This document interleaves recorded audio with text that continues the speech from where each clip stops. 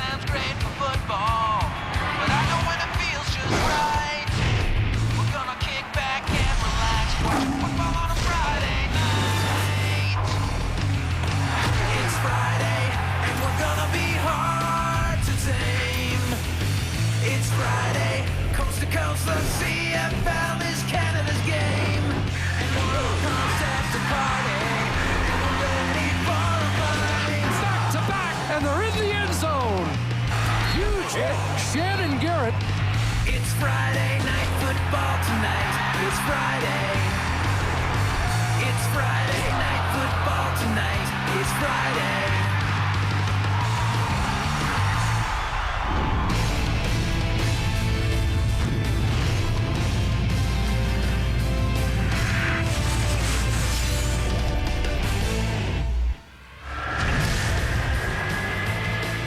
Well, Danny Machocha and the Edmonton Eskimos, they can still make the playoffs here, but there's no more room for error for Stefan LaFleurs and company. They need to win their final two games, and game number one is at home tonight against the Saskatchewan Roughriders, and that is game number two of our Friday night doubleheader. Hi, everybody. Dave, Jock, and Matt. Schultze is at a big do downtown Toronto for being named to the all-time Argo team. Congratulations to our buddy Chris Schultz. So, with the BC Lions winning tonight, Saskatchewan is now locked into second. They can't move up or down, and as a result, we've learned that Kent Austin will start Marcus Crandall at quarterback and not Kerry Joseph. And 30 minutes prior to kickoff, Matt, we find out Andy Fantuz can't go either. He's got a leg injury. So Saskatchewan goes into this game without 12 of its starters. 12 starters. 12, yeah. You know, Kent Austin alluded to this, and he knew what he was going in. He had two basically different type of strategies going in this Edmonton football game. And basically it was like a rocket launch, and they were counting down 10, 9, abort, and they've aborted, and they're going to have some backups playing. But no matter who's playing, whether it's Corey Holmes or Henry Childs, no matter who's playing in the lineup offensively, they're going to have to execute like they did last week. And they did a superb job against the Hamilton Tiger Cats, getting mismatches all over the football field. You've got a running back and a linebacker. You've got Fantuz on a linebacker here. Now, no matter who takes Fantuz's spot, he's going to looking for the same type of matchups. You got Corey Holmes, double coverage. He was still making it happen. Now you got Holmes again on a linebacker, scores a touchdown. So the game plan is not going to change for the Saskatchewan Roughriders. Some faces may, but they still have to go out there, Jock, and execute the game plan, much like they did last week. Matty, last week I saw a couple things that made me feel good about the game of football again. Stuff that as a receiver you wouldn't normally say, but I saw some big hits from safeties. Not just any safeties. I saw it from Canadian safeties. And a guy I used to play with, Will Loftus, this is what he was known for. And there's just not enough of this in the CFL this year as far as I'm concerned. Lots of safeties have gone to more of the finesse cover guys instead of the bruising hitters. And Scott Gordon is a guy who believes in hitting.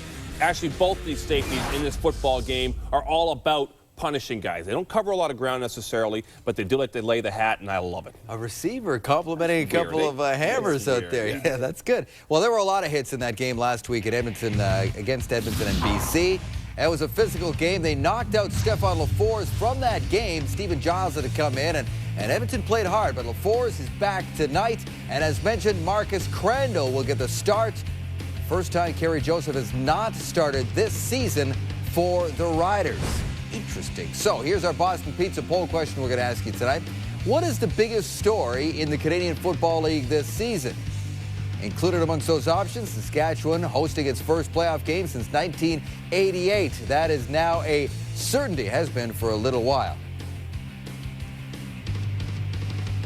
The CFL on TSN is brought to you by Wendy's new Baconator, the official hamburger of the CFL. Wendy's, that's right. By Rona, the Canadian how-to people. And by Rogers, proud partner of the CFL. All right, Michelle Cloutier of Stony Plain, Alberta. You could win a 50-inch Prima Plasma TV if a kickoff is returned for a touchdown in tonight's game, thanks to Safeway's Touchdown and Win promotion.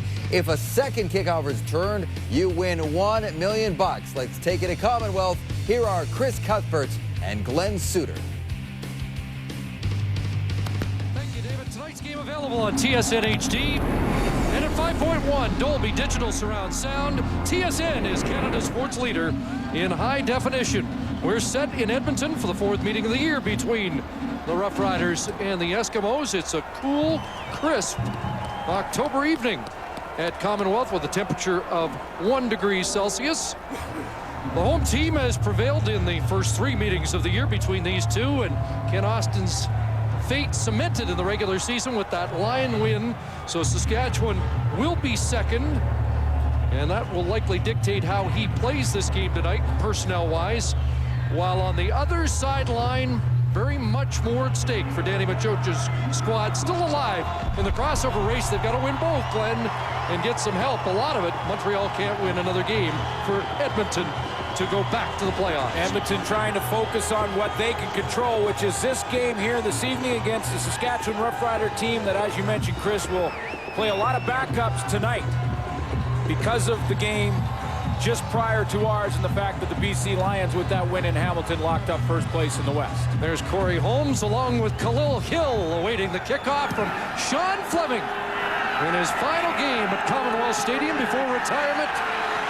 And this is Holmes crossing the 25 and nailed at the 32. Ball popped loose. And let's see if they've whistled it down. And they have. Whistle stop play, but the Eskimos are fired up. And Holmes, a 22-yard return and slow to get up. And this is what would concern Ken Austin in a game like this. Yeah, this is the concern. When you can't advance in the playoff picture, you don't want to lose any of your starters. First, there was a question as to whether or not that ball came out and was a fumble before Corey Holmes was down by contact. That's the guard dog, Ken Hollis, back in the lineup after missing 3. And one of the reasons he's in the lineup is to beef up what's not been a very good Saskatchewan special teams. Does he lose control of the ball? It looked like he did, and then was trying to regain that possession as it comes down. And it was out there and ruled down by contact. And Danny Machocha trying to get the officials' attention. He wants to throw the challenge flag. And I think... But you're right, Chris. The more concern right now for the Saskatchewan Roughriders is the health of Corey Holmes, who is since his return to Saskatchewan has really given them a lift in the special teams, averaging 11.7 in punt return since his return to Saskatchewan, close to 20 in kickoff returns. And you could see on the replay the impact of Hollis, and the ball is out actually right there. Now, does he recapture the football and get control before he hits the turf? Well, the ball is clearly on the ground by itself there, and I'm not sure that he ever got control of it again once it was knocked loose. And the challenge flag finally has been tossed, and I don't know if the official wanted to talk him out of it. Andre Proulx going over for another meeting. And you get the opinion he's not going to accept the challenge.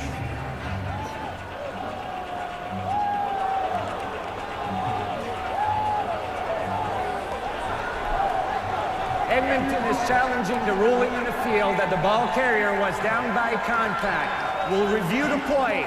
So they will go under the hood.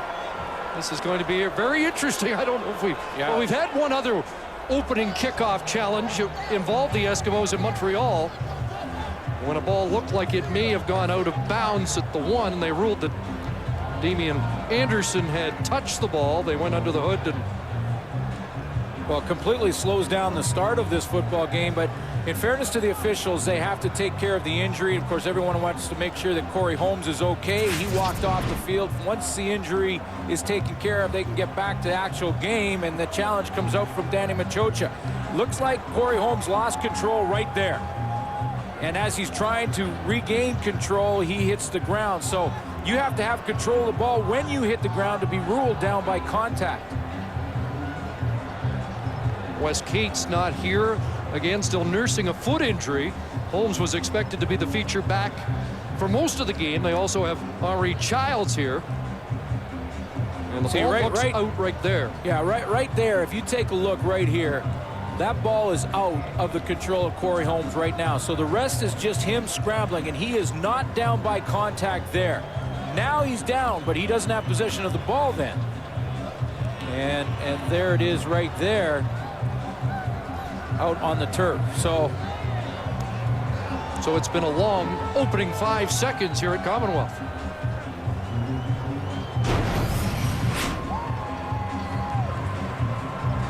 But, you know, for Danny Machocha to throw the challenge, if he gets this overturned, a huge momentum swing to get the football in scoring position out of the gate. And the good news for Rider fans is that no matter how this is ruled, it looks like Corey Holmes will be okay.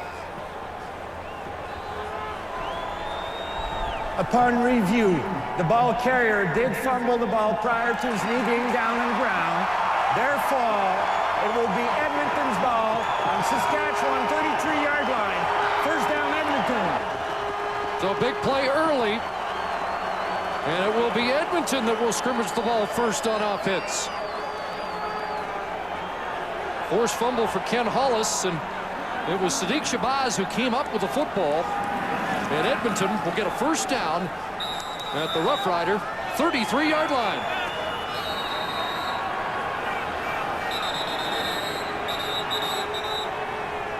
And we're going to wait a little longer for the first offensive play of the game.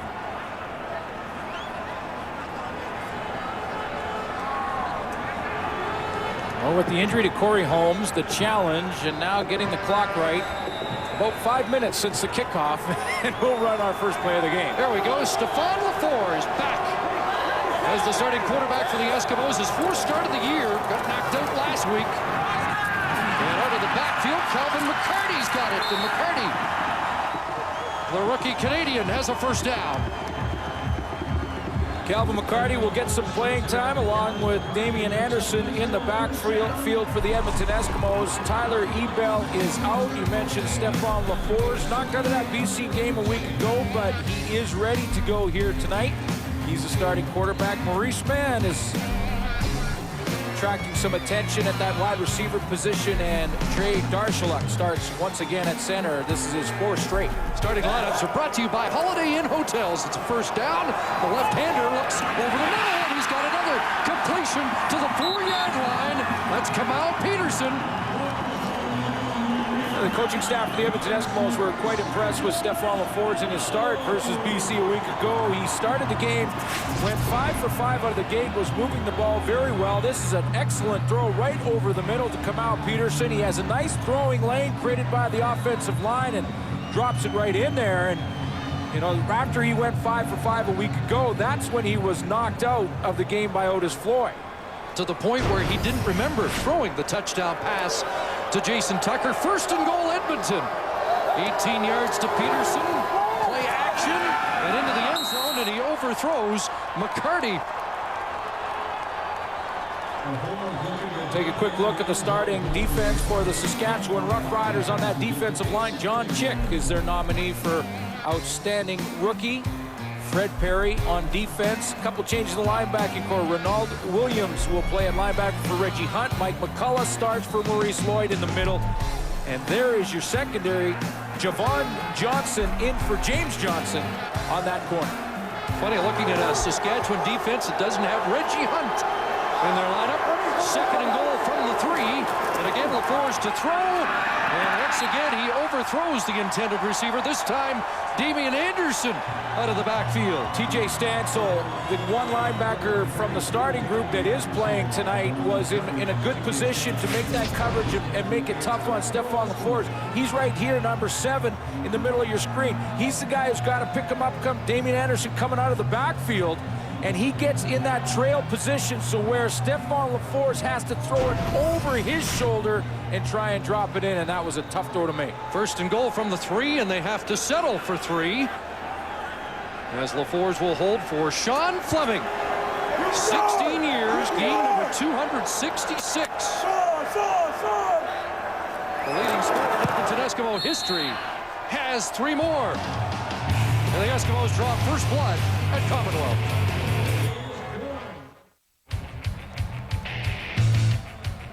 The CFL on TSN is brought to you by the all-new 2007 GMC Sierra, GMC Professional Grade, and by Coors Light. Who wants a cold one?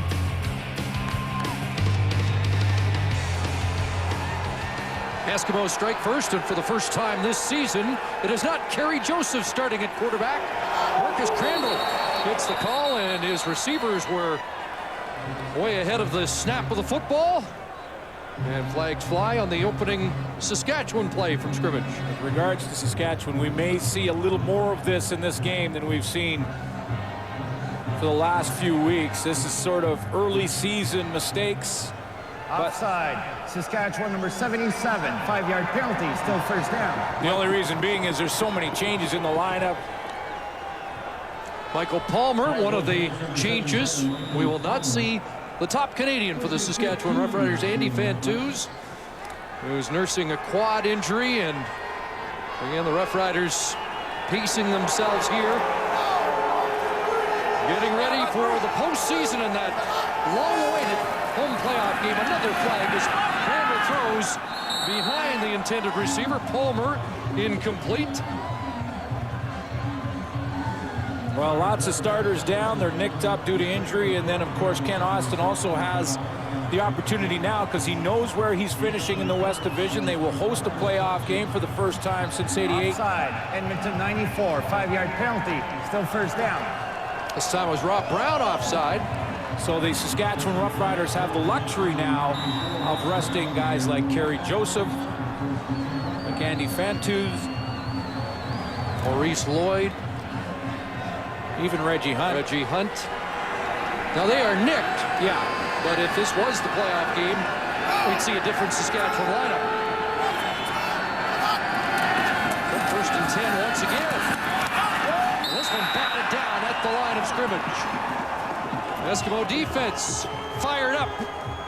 So if you're a Saskatchewan Roughrider fan, you grab the program again for this game and you check in a couple of the backups down there. Corey Holmes, you know, of course. Neil Hughes will play in that backfield behind Crandall. Then you go to the receiving corps. DJ Flick, there's Palmer. Mike Washington will start at wide out. Washington has played a little bit this season, but a couple of starters out there and an offensive line. That's the starting group, led by Jeremy O'Day. Should see a lot of Khalil Hill, number 87. As well at the receiver position for Saskatchewan, 2nd and 10. Marcus Crandall making his 7th appearance of the year and throwing the out incomplete. Intended for Mike Washington.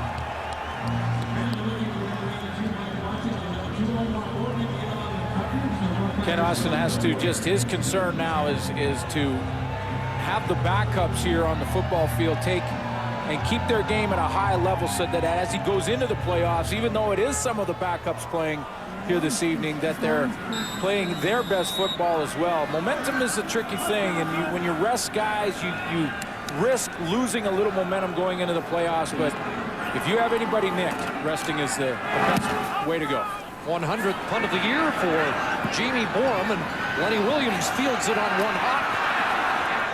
And he's brought down at the 43-yard line. A 40-yard kick by Borum. 7 on the return.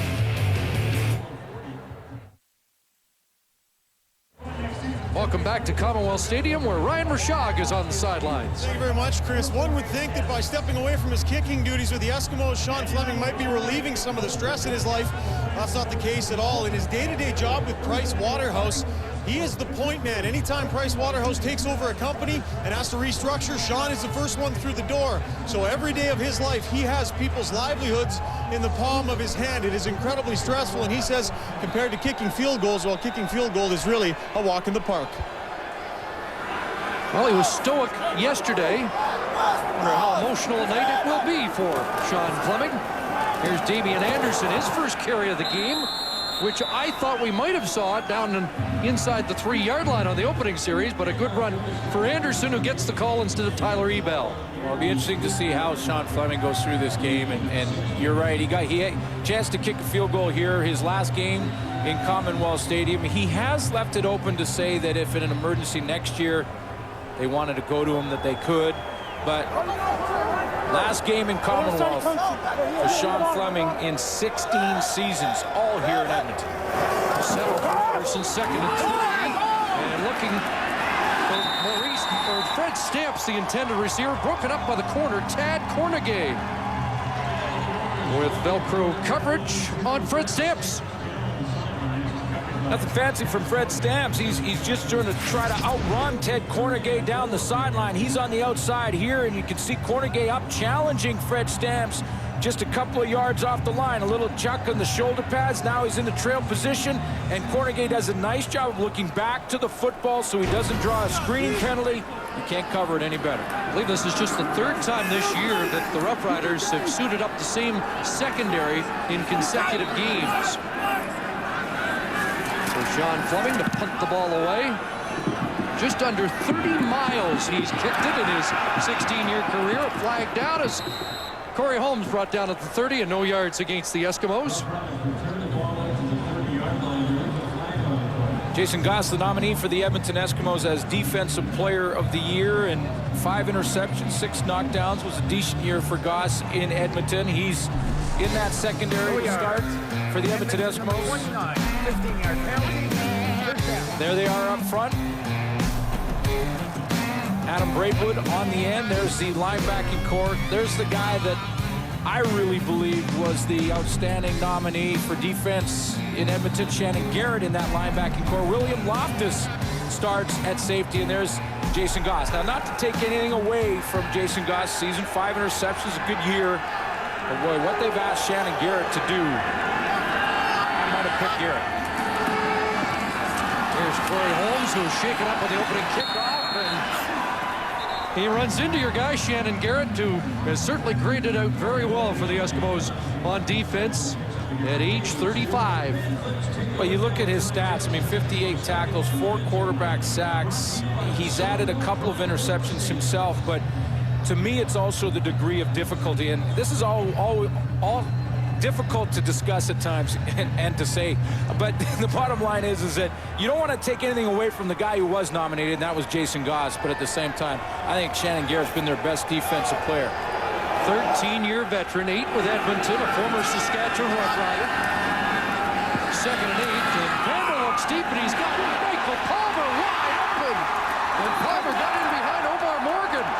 And a huge play for the former Toronto Argonaut.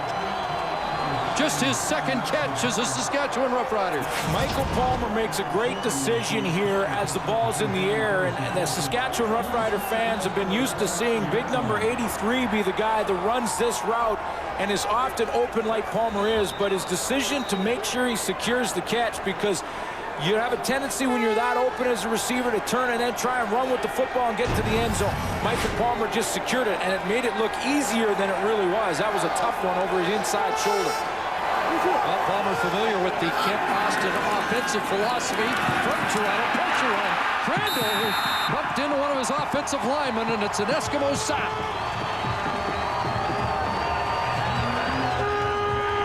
Get from the left side of that defensive line.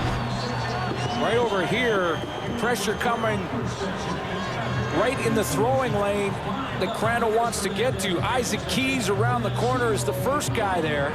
And then I believe it's Adam Braidwood that comes in to help out late, but it was real speed move from Isaac Keys to create problems. Keys looking for his first sack in the CFL. If it goes to Braidwood, it's 4 straight games with a sack. Loss of 11. 2nd and 21.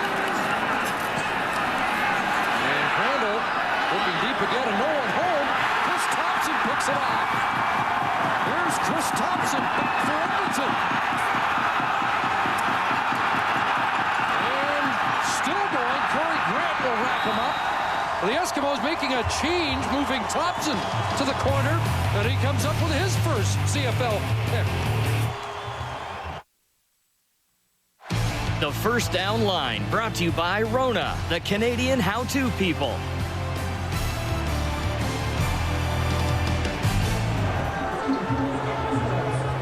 Well, Chris Thompson feeling a whole lot better right now than he did on Labor Day when he was forced into action after being in Eskimo camp for a couple of days. Scorched that day, but an interception here.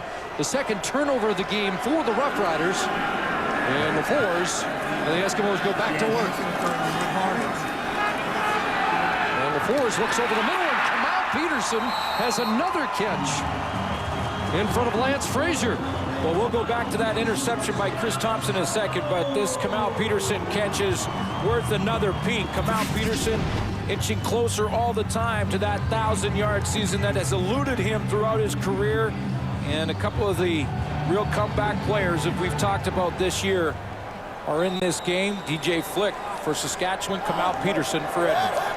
Eskimos go to look at the interception by Chris Thompson. Yeah, you're going to see how Chris Thompson will take advantage of a communication error between Michael Palmer and Marcus Crandall, because it's roll away and then Crandall wants to throw the corner route, and as you can see Thompson, there's nobody around. Over here Palmer had gone that way in that direction, and that ball comes out this way in this direction, so Chris Thompson just runs it down and takes away any chance for points for the Saskatchewan Roughriders.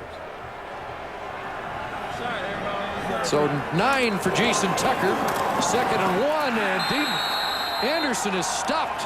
Luke Mullender with the tackle. And Mullender got there. He'll play a little bit more as the Saskatchewan Roughriders likely try and rest Fred Perry a little bit. And helping him on that tackle was Mike McCullough, who's playing for Maurice Lloyd in the middle. Like Anderson might have even lost yards on the play. Mullender went low, and Mike McCullough up high. McCullough in his 5th year getting a chance to start and go the distance at middle linebacker. So about a foot short of a first down. There's Mike McCullough, who made 14 starts at middle linebacker last year. Got nicked. Maurice Lloyd came in, and he's been fighting for his starting job since. Well, Maurice Lloyd's put together a real good year as well. 65 tackles for Lloyd. That's why it was tough for him to get back in the line. So 3rd and less than a yard. And it will be LaFours off the left side, and he should have it across the 40-yard line. Stefan LaFours this is again, we've said the upside of a guy like Ricky Ray going down. I mean, Ricky Ray is the starter and will be when he's healthy again next year, but these games, even if Edmonton can't scratch their way back into the playoffs, are so valuable for Stefan LaFours. I mean, to get a chance to run the offense, and not just that, but run the offense in practice with the first team, with the first reps, week in and week out. Danny Machocha says he's seen enough to know Stefan LaFours is starter material. Heads in trouble with that shotgun snap, but steps up now, and he'll take off. And he was good in that department against the BC Lions here at Commonwealth Stadium a couple of weeks ago. Well, this is a good sign right here, and this is what we're talking about with LaFours, and the fact that he drops a shotgun snap, takes his eyes off the ball just for a second to look at the coverage, but he doesn't lose his cool. He just hangs in the pocket, picks it up, and gets what he can without forcing the ball and throwing interceptions. And the young quarterbacks try and make that touchdown throw every play, and that's when they get in trouble. LaFours with 8 carries at 60 yards of rushing the last home game against BC. Oh, big pressure. And he avoids the sack and throws an incompletion, but the heat was on LaFours. And in critiquing his performance last week, he said, I was sacked a couple of times and should have got the ball away. He did well to get this one away. Well, let's just take a look. And just not in any particular order, but I see 9. Saskatchewan Roughriders sneaking up towards that line of scrimmage, if not on it, and only one of the 9 didn't blitz. And Scott Gordon clean to the quarterback. He's the one that's not counted all the way from the safety spot, gets up in the line, so Stefan LaFours just trying to survive that full blitz from Saskatchewan. So Sean Fleming has 1 field goal already in his Commonwealth farewell. And this from 42 yards out, right down the middle. And the Eskimos double their lead here in the first quarter.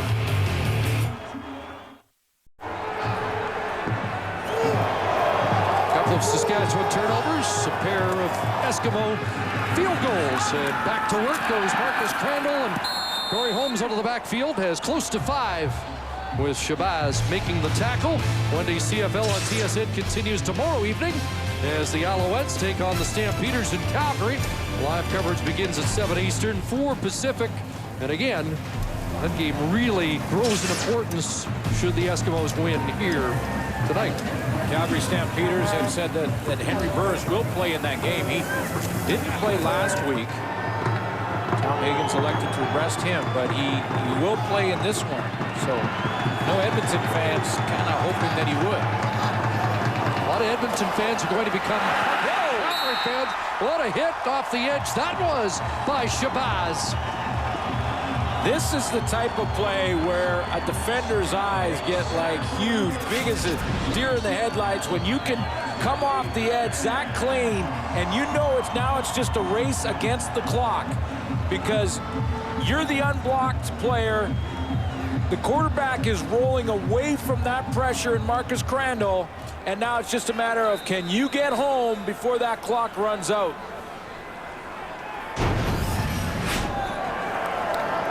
So Borum on to punt. Bloody Williams drops deep. High kick not deep, and that'll be a no yards call against the Roughriders. Good play by Williams to field a short 30-yard punt. Back at Commonwealth with just over 2 minutes remaining in the first quarter. And after the short Borum punt, the Eskimos tack on 15 with the no yards and start at the Rough Rider 44-yard line. And LaFour's looking downfield. McCarty in a pushing match. What a catch! And a touchdown! Calvin McCarty with his first CFL touchdown. And you'll see that one on the highlight reels. Eddie Davis is surprised as anybody because he can't cover any better than that. As McCarty runs what's called the wheel route. He's down the sideline, takes advantage of Jason Tucker, who goes across the middle, and he just reaches the left hand around the back of Eddie Davis and comes up with it. Well, that was against one of the best defensive backs in the Canadian Football League, and the rookie has a memorable touchdown catch. Yeah, he wants a picture of that one. And Fleming adds the extra point, and it's a 13-0 Eskimo lead.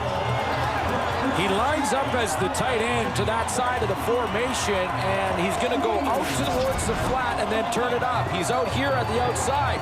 He starts out there. He heads to the flat. Tucker comes across the middle to try and draw some coverage, and now he goes down the sideline. But what a great job of reaching around, maintaining his concentration, just one hand on it the entire way. Product of St. Thomas More High School in Burnaby, a fourth-round pick, number 27 in the draft. And he has been a big part of this offense so far tonight and just made the biggest play.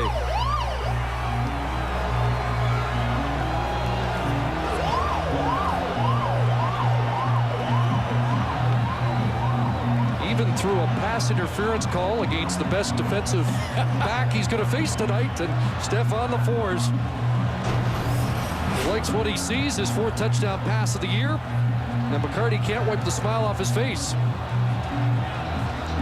Great athlete. He was also a former member of the Team Canada Junior baseball program. And I'm sure that Danny Machocha loved the way he can run the football. Might have been a real nice surprise to see how well he can also catch the football. Barry Holmes from the Saskatchewan 20. I think SportsCenter had a top 10 catches earlier in the week. Yes.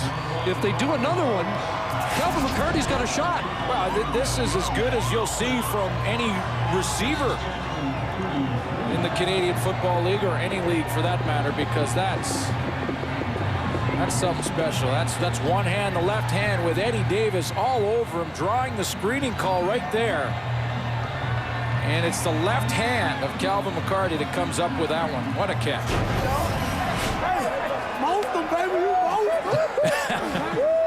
Just his third CFL catch. And his first major score, and the Rough Riders are in a hole, trying to snap a 9-game Commonwealth Stadium losing streak. That pass intended for DJ Flick falls incomplete. That is another, it's hard to compare the teams that have played here in Commonwealth to this Saskatchewan Rough Rider team, simply because of the backups and that they're changing. There's so many different players playing in this game just because of the situation that they're in. But it has been a long time since the Saskatchewan Rough Riders have won here in Commonwealth, and they've been close games, and yet come out in the losing end. You always want to be playing your best football going into the playoffs, but a few different streak stories tonight. Saskatchewan's won 4 in a row. Edmonton has lost 4 in a row since the injury to Ricky Ray and time count violation against these Roughriders. 9 consecutive losses going back to 2000 here. Saskatchewan number 8, 5-yard penalty, still second down. 10 points total there. You can see 1 point already this year. They lost by a point here. And then you go down the list to last year, the 2 games, a couple of points, and 6 in October. It's been close games here, but it is tough in Commonwealth, and it has been for Saskatchewan. A little unfair to judge this particular lineup. 4 and 23 since the Grey Cup year for Saskatchewan here in Edmonton. 2nd and 15. And Crandall looking for DJ Fleck. 3 Edmonton defenders had surrounded the intended receiver. And not much happening for Saskatchewan right now. Well, offensively, they're just trying to get in sync. I mean, you've got so many different faces and new starting quarterback. Valuable reps for them. We've said that before. I don't think anyone in Saskatchewan's a little too worried about even if they drop this game. I think they were a little more worried about the Hamilton BC score. And once that was decided and BC locked up first place, the entire province in Saskatchewan's pretty excited about hosting a playoff game. Danny Williams, another no yards called. Ted Carnegie didn't give 5. And they'll march that 15 with just under a half-minute remaining. Very different situation for Edmonton, though, because they still do have that chance for the playoffs and the crossover if Montreal loses 2. And Stephane Laforge is going to be the quarterback that they will have to ride. Ricky Ray, even this week, they were still questioning. No yards. Saskatchewan number 17, 15-yard penalty, first down. All week they were questioning still, and late into last week was whether or not Ricky Ray could maybe make a comeback if the Edmonton Eskimos could scratch back in the playoffs. Could he be available? And he just ended that. He said, absolutely not. Danny Machocha said he is gone for the year. So if Edmonton can find a way, win 2 and Montreal lose 2, they're going to have to go with Stephane Laforge, not Ricky Ray. And they start in Saskatchewan territory at the 45, and Damian Anderson runs hard for 5. Anderson came in with 9 carries for 64, and he continues to be around that 7-yard average here tonight with a couple of carries for 12 yards. Yeah, a chance to look at some other players like Calvin McCarty and Damian Anderson. By the way, I talked to offensive coordinator Jacques Chapdelaine, who is under a little bit of criticism over the last month or so here in Edmonton, but goes with the territory when you're not having success. And he is real excited about the development of Stephane Laforge. He thinks that this guy, just upstairs, he's a smart quarterback. He and Ricky Ray work. Edmonton, 13-minute huddle, 10-yard penalty, still second down. Yeah, he's not excited about that, though. No, and that's not Stephane Laforge's fault to have the wrong personnel in the huddle. But he is very high on the development of Stephane Laforge and where he's come from in a short amount of time, taking those first reps, and says, you know, if we can sneak in, we like our chances with Stephane Laforge. Should be the final play of this opening quarter. 2nd and 15, back at the 50. And the pass from Nowacki is caught, and Andrew Nowacki will be dropped at the 38. They'll be 3 yards short of a first down. Final play of the first quarter here in Edmonton with the Eskimos in front. First quarter stats brought to you by Rona, the Canadian how-to people. Well, if this was the starting lineups against each other, Edmonton Eskimos would be real happy with Stephane Laforge's performance. He's on pace for 400 yards net offense, or well over that. Saskatchewan Roughriders, if you're just tuning in right now, don't worry if you're a Rider fan. That's a lot of backups playing on offense, and it shows in the statistics. This would be kind of like a dress rehearsal, and not all the stars are in the lineup. Yeah, and you know, I like the idea by Ken Austin. This is smart, especially when you have players that are nicked up like Reggie Hunt. Kerry Joseph been playing hurt all season long. I think when you have a quarterback with the momentum that Kerry Joseph has, but is nicked, rest him, have him as healthy as you possibly can when it matters most. 2 turnovers in that first quarter. They're 8-0 and winning the turnover battle this year. The turnovers resulting in a pair of Sean Fleming field goals, and Fleming looking for another here from 46 yards out. With a bang, no, it's a fake, and LaForce has the ball, and LaForce fumbles the ball out of bounds short of the first down. Well, by the looks of the way Sean Fleming reacted, I'm not sure that this was designed fake. You'll have to take another look at it, but Stefan LaForce tried to get to the outside after the Fleming went through. It just, either Sean Fleming, well, you can tell by that reaction that it was likely called, because he was a great actor on this play to step through and make it look like he was, okay, and he's picking up the backside, absolutely. Sean Fleming's looking for a block. That's a design call by Scott Squires, the special teams coach for the Edmonton Eskimos. There's a turnover on downs, and the Roughriders will take over.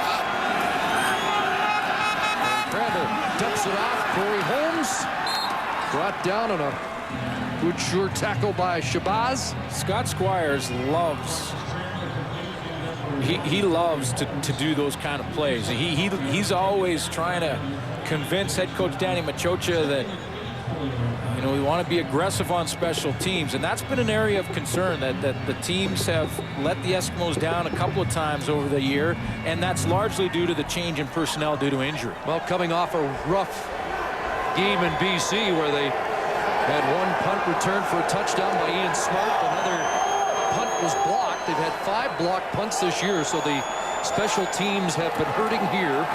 Crandall on second and long, and has a first down reception from Mike Washington as we join Ryan Rashad. Chris, you guys were just talking about Scott Squires. He's had a lot on his mind other than football. He has a cabin down in Lake Arrowhead in Southern California where all the wildfires are happening right now. I talked to him just before the game. The wildfires got to within a block and a half of his cabin. Said he was watching CNN. He saw a burned cabin with fire damage, recognized it as being just a couple blocks away, so the wind shifted at the last minute. But Scott Squires, aside from special teams, has had a lot on his mind.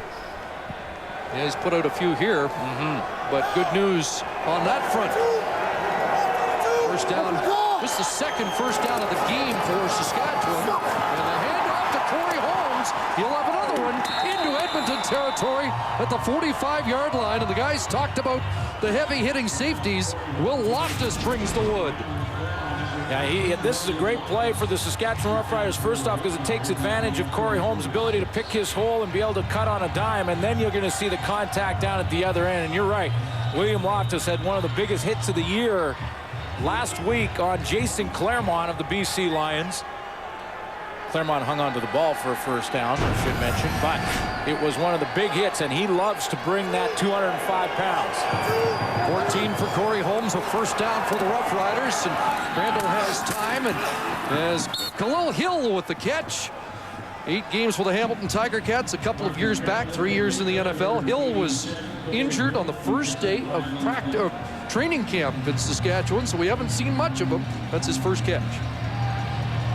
And after hits like that, you know, when William Loftus makes hits like that, those guys, those receivers, including Hill across the board, Flick, Palmer, now you know, now the receivers are looking in that middle.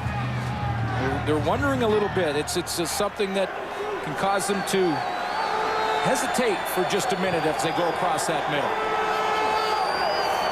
5 for Hill, 2nd and 5. At the Edmonton 41.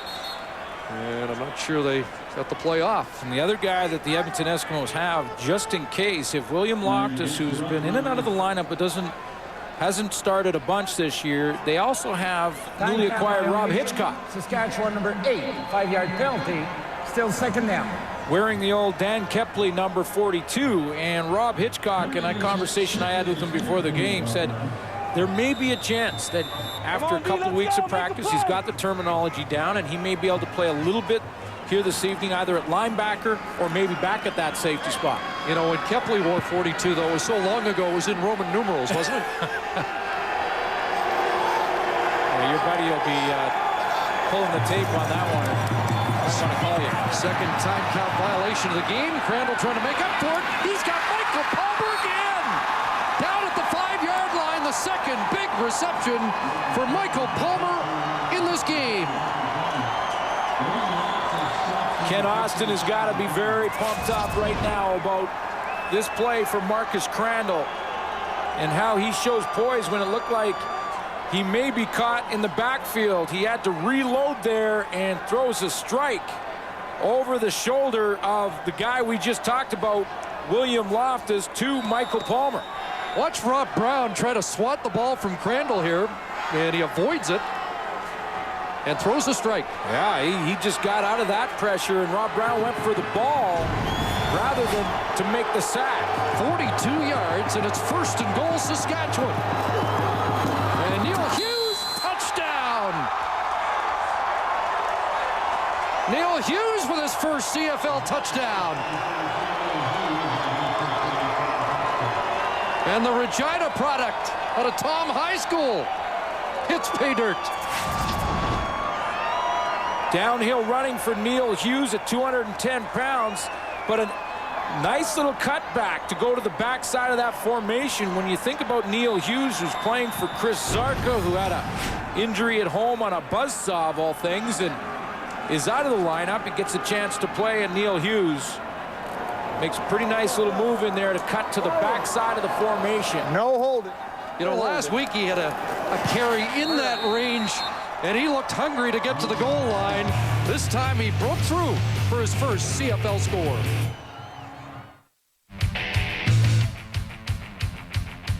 The CFL on TSN is brought to you by the all-new 2007 GMC Sierra, GMC Professional Grade, and by Coors Light. Who wants a cold one?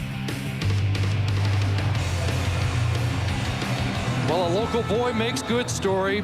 Guy who dreamed of playing for the Riders, a local product, undrafted, but now in his 4th year, and here celebrating his first Canadian Football League touchdown.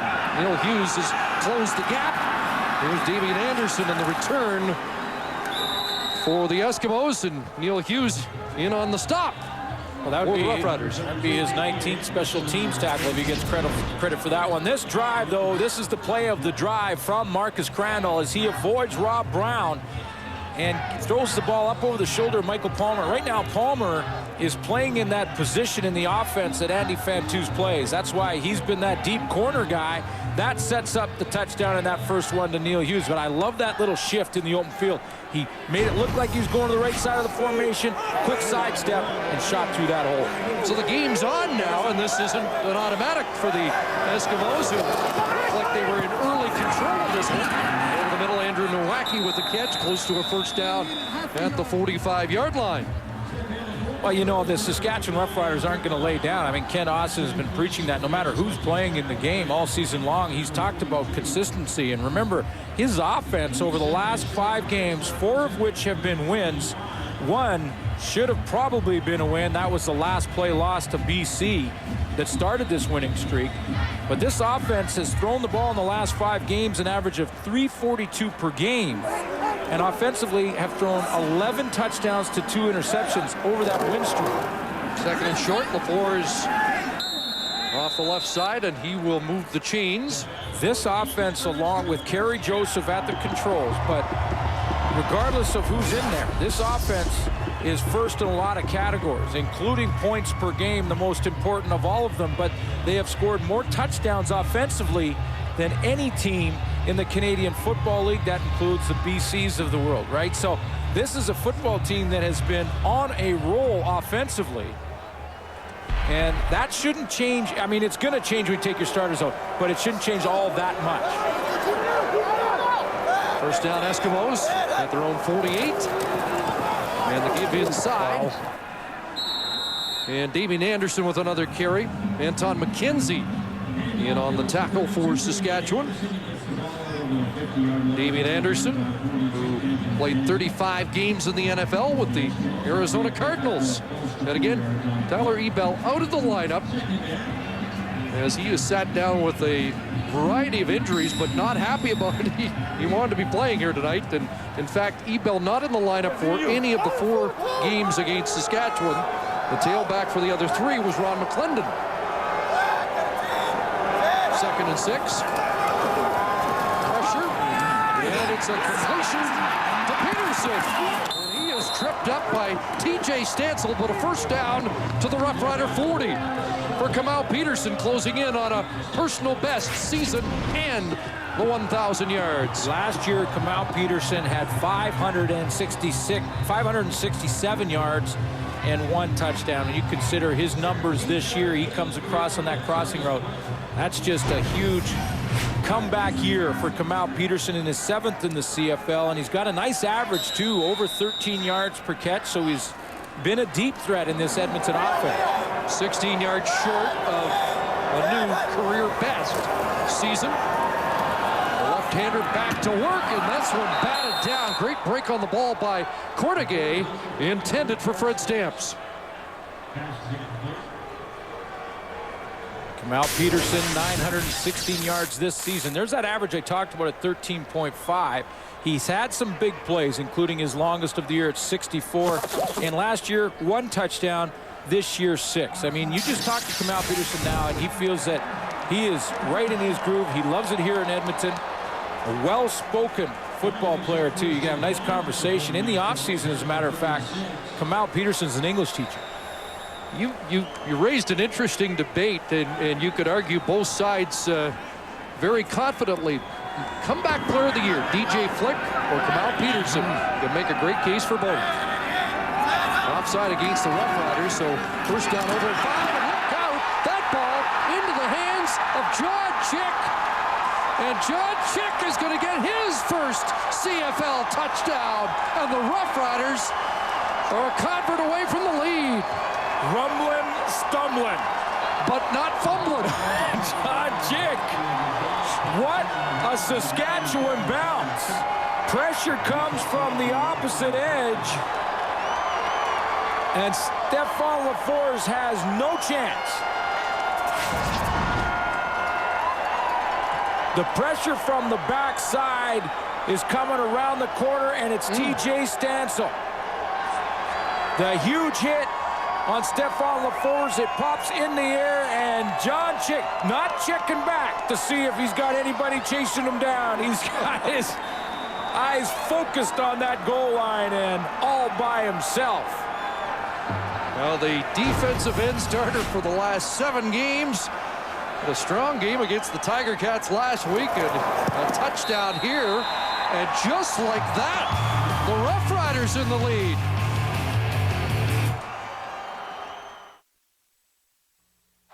The First Down Line, brought to you by Rona, the Canadian how-to people.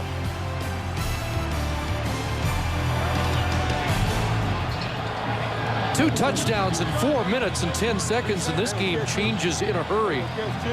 John Chick with the fumble recovery touchdown for Saskatchewan. And Stephon LaForce getting attention at the bench as the kickoff goes out of bounds. The Eskimos will take over at the 45. Second straight week that LaForce has been a little fuzzy after a huge hit. Well, again, a protection issue. There's 3 ways to block this. Either the slot back comes down here, the tailback takes it, or one of the guards jump out. Those are the 3 ways that you can... Legal kickoff. Saskatchewan number 30. Edmonton elected to take the ball at the 45-yard line. First down. Those are the 3 ways you can block it. Obviously, the Edmonton Eskimos didn't on any of those occasions. They didn't block from any of those options because Stansel's free off the edge. Stephon LaForce thinks he's picked up, so he does not feel that pressure until it gets there, and he is on the bench because of it. Second straight game that Stephen Giles comes off the bench to relieve LaForce in the second quarter. Damien Anderson the handoff, and he'll be game tackled and driven back. So it's Stephen Giles' game now. He came off the bench and was 10 for 21 last week. And LaForce maybe the combination of back-to-back hits 2 weeks in a row. Not that that one wasn't severe enough to knock anybody out. Well, when you look at the Edmonton Eskimos season, protection up front has got to be one of the reasons that they are in the position that they're in right now, or at times the lack of it. Because remember, Ricky Ray 4 weeks ago was knocked out against the Toronto Argonauts. 2nd and 6. Giles under pressure now. escapes the first wave and throws incomplete. Andrew Nowacki, closest man to the ball. It'll be third down. Continues to be a tough year on quarterbacks. It was week 13. The Toronto Argonauts were here in Commonwealth Stadium. And that was, again, a mistake in the protection up front. Quentin McCord, the slot back, did not pick up the blitzer. There again, a protection issue for Stephon LaFleurs, and now he is knocked to the bench because of a protection mistake by the offense. So under 6.5 minutes remaining. Second quarter has belonged to the Roughriders. And they'll get the ball back. Khalil Hill on the return. We saw him run one back in Hamilton for a touchdown. Trying to get outside here. And Khalil Hill just slowed up by Rob Brown, who goes crashing into the scorer's table, but makes a good play. Catch NASCAR action tomorrow live on TSN as the NASCAR Busch Series rolls into Memphis for the Sam's Town 205. Live coverage begins at 3 p.m. Eastern, noon Pacific, and it's available on TSN HD. The Edmonton Eskimos, it's one thing when you lose a one-on-one battle up front on the offensive line, or a receiver that loses a physical battle to a linebacker blitzing, but it's another thing to leave guys free to your quarterback. That's been an issue for Edmonton this year. Roughriders go back to work. Marcus Crandall has the lead now and has DJ Flick for the first time in this game, as DJ makes his 65th catch of the year, and coming into this game just 39 yards short of his third 1,000-yard season. Yeah, and maybe most impressively this year, Chris, is his touchdown totals at 10, which for the receiving corps across the league, that leads all receivers, one ahead of Jermaine Copeland, who plays tomorrow. Well, he has been one of the great stories, and like Kamal Peterson, moving inside has led to a bigger offensive season. Well, the Riders started with Thyron Anderson in there this year, and they made a quick change there. They felt that DJ Flick could take those tough hits over the middle. He also had breakaway speed that would open up space for the wide receivers. And this is an offense that will attack you vertically. Ken Austin was that way when he played, and he's that way as the coach. That's why DJ Flick more suited to move inside. He's a tough receiver. Rough Riders using their timeout here to clarify things, and DJ Flick getting a lot of kidding this week. For the first time in 3 weeks, he was actually in Regina at practice. And the way he played the previous 2 weeks because of personal issues without practice, it almost looked like he didn't need to work out between games.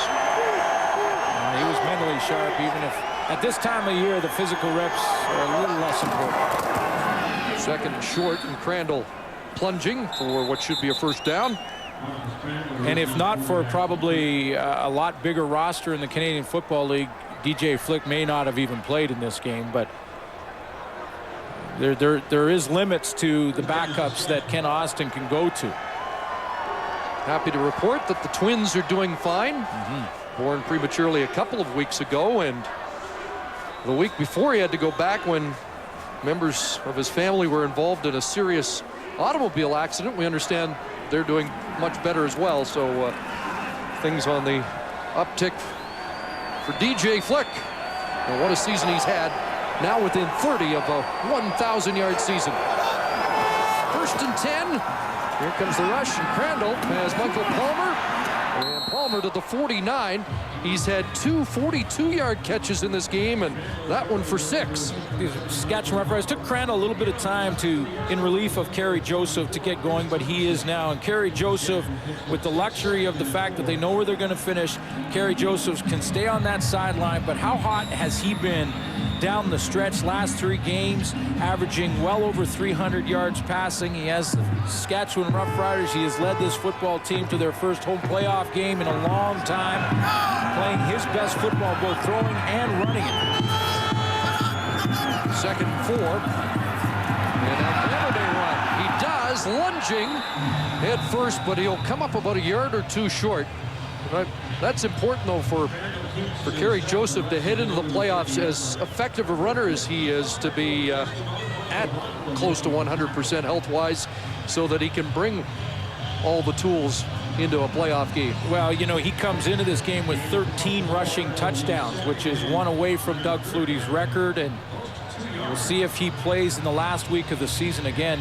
You want to keep him sharp if you're Ken Austin. You don't want to get him hurt, so that's a bit of a balancing act, but whether he gets that record or not, I mean, the front runner possibly out of the West for outstanding player is that man right there, Kerry Joseph. See, Andy Fantuz is a smart guy. Even though he's not in the lineup, he's going to stay close to his quarterback. Gary, I'm right here for you.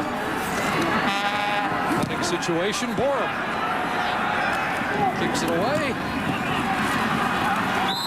And that's Jason Goss with the return, stepping out. You get against, when you're playing defense against a guy like Kerry Joseph, as the Riders go into their playoff string here, and you got Joseph at 13 touchdowns. There's the record by Flutie at 91. A lot of those touchdowns for Joseph this year have not been of the 1-yard quarterback sneak variety. See Dunnigan right in that list as well, but they've been quarterback draws. That's different than that sneak. A lot of quarterbacks get those touchdowns there, but he is so dangerous on a quarterback draw inside the 10-yard line because defensively, you have to cover receivers. If you take your eye off a receiver for a split second on a quarterback draw, Kerry Joseph can run, it's over. Good to see Stefan LaFleur is back in the game. And here's Damien Anderson. Not much there up the middle. Marcus Adams amongst the tacklers. So LaFleur bounces back, and it was great to see in the first half of our doubleheader Dave Dickinson back for the first time since July 13th when he was knocked out against the Saskatchewan Roughriders. And threw a touchdown pass, so it is good to see Dave Dickinson back in the lineup. 3-minute warning has just been given to the benches at Commonwealth.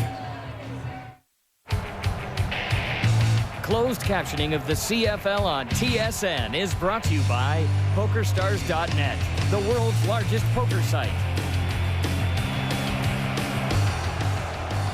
14-13, Saskatchewan the lead. 3 touchdowns in the game, all scored by players registering their first ever CFL touchdowns. And Stefan LaFleur is looking at 2nd and 7, has Fred Stamps streaking across, upended on the play by Sean Lucas, but it's a big first down for Edmonton. You know, we talked a lot about the fact that Saskatchewan is playing a lot of backups, and that's another pride issue, I'm sure, for the Edmonton Eskimos. Not only do they have an outside chance to scratch their way back into the playoffs in the East Division, but they don't want to come out of this game losing to the Saskatchewan backups and have to hear from the Edmonton media. Again, the Eskimos face elimination with 1 more loss. First down, LaFleur's in some trouble again, and down he goes. Taking another hit, Scott Gordon in on the safety blitz. As we join Brian Rashog. Chris, when Stefan LaFleur came off the field after taking that big hit, he was severely winded. After he got over that, doctors asked him a number of questions, making sure he had all his faculties and didn't suffer a concussion. And the next thing they looked at was his lower back. It had tightened up on him, but he threw some footballs, loosened it up, and he was nodding right from the get-go. He wanted back in this football game. Well, good to hear it. Not a follow-up to the headshot last week. Had a little amnesia, some blurry vision for a while, although the Eskimo doctors did not classify it as a concussion. Long out to Nowacki. And Nowacki with a catch, but just beyond the original line of scrimmage, and it will be 3rd down. By the way, you get those 4 questions, and I've been there on the sideline where you get those 4 questions, and it's not a real tough test to pass. It is a test that you need about 75%. You get 75% on that test, you can go back in the game, and that is answering 3 of 4. And they're pretty simple ones, like what's the date today? Who are you playing against? And you can cheat on that one. Kind of look over the trainer's shoulder and see the logo. Here's Sean Fleming. End over end kick, not deep. And Fleming, is that Fleming down there first or an onside player? Was Shabazz onside when he went after that ball? Sean Lucas has got it for Saskatchewan. You know, Sean Fleming wasn't as deep as he normally is in the punt formation.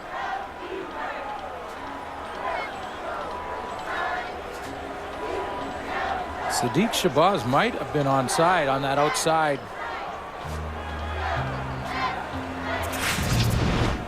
Anyone onside, and you can see there's Fleming there.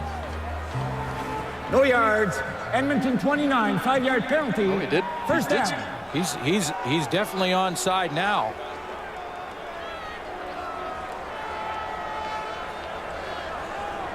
So clearly Shabazz onside, and are they ruling Andrew Nowacki was within the 5 yards? Well, because that replay indicated that Shabazz was behind Sean Fleming when the ball was kicked. But no yards is called. The officials are still conferring, but it looks like they're talking to the Roughriders. No, it's Andre Proulx and the officials.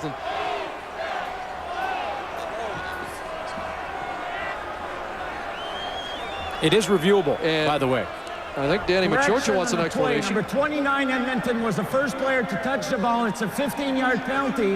It will be first down, Saskatchewan. Well, there's a mistake then, because clearly, and Danny Machocha is trying to point that out, 29 was the man standing behind the kicker. And this is a reviewable play to go back and see if Shabazz right here is onside, and just see where he takes that step back. So when the ball's kicked right now, you see Fleming is 2 yards over that line there, and Shabazz is on it. So there you go on the out right there. That's an onside player.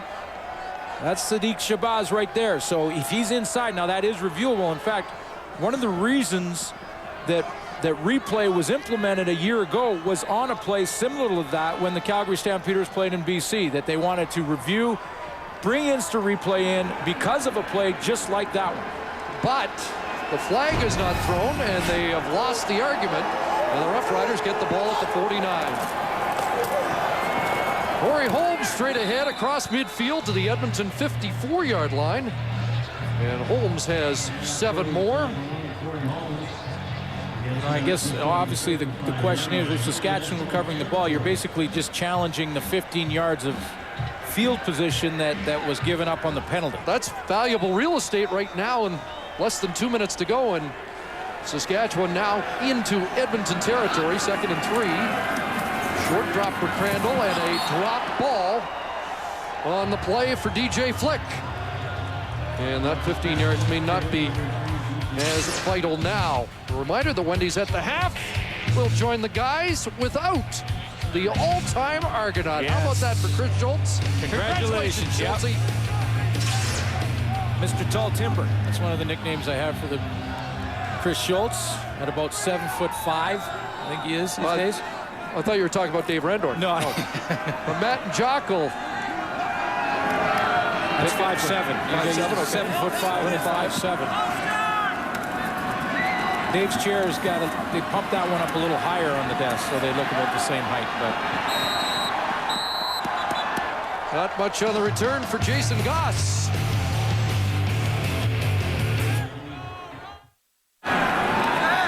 Minute 19 to go. First half. Stefan LaFour's back in at quarterback. Looking for Fred Stamps. Unable to hook up with Stamps on the sidelines. And a note to Dave Randorf, our truck guys, producer John Hines and Paul Hemming feeding us the material. that was their thing. Yes. That was just for the record. Because we would never say anything about when he's at the half. Host.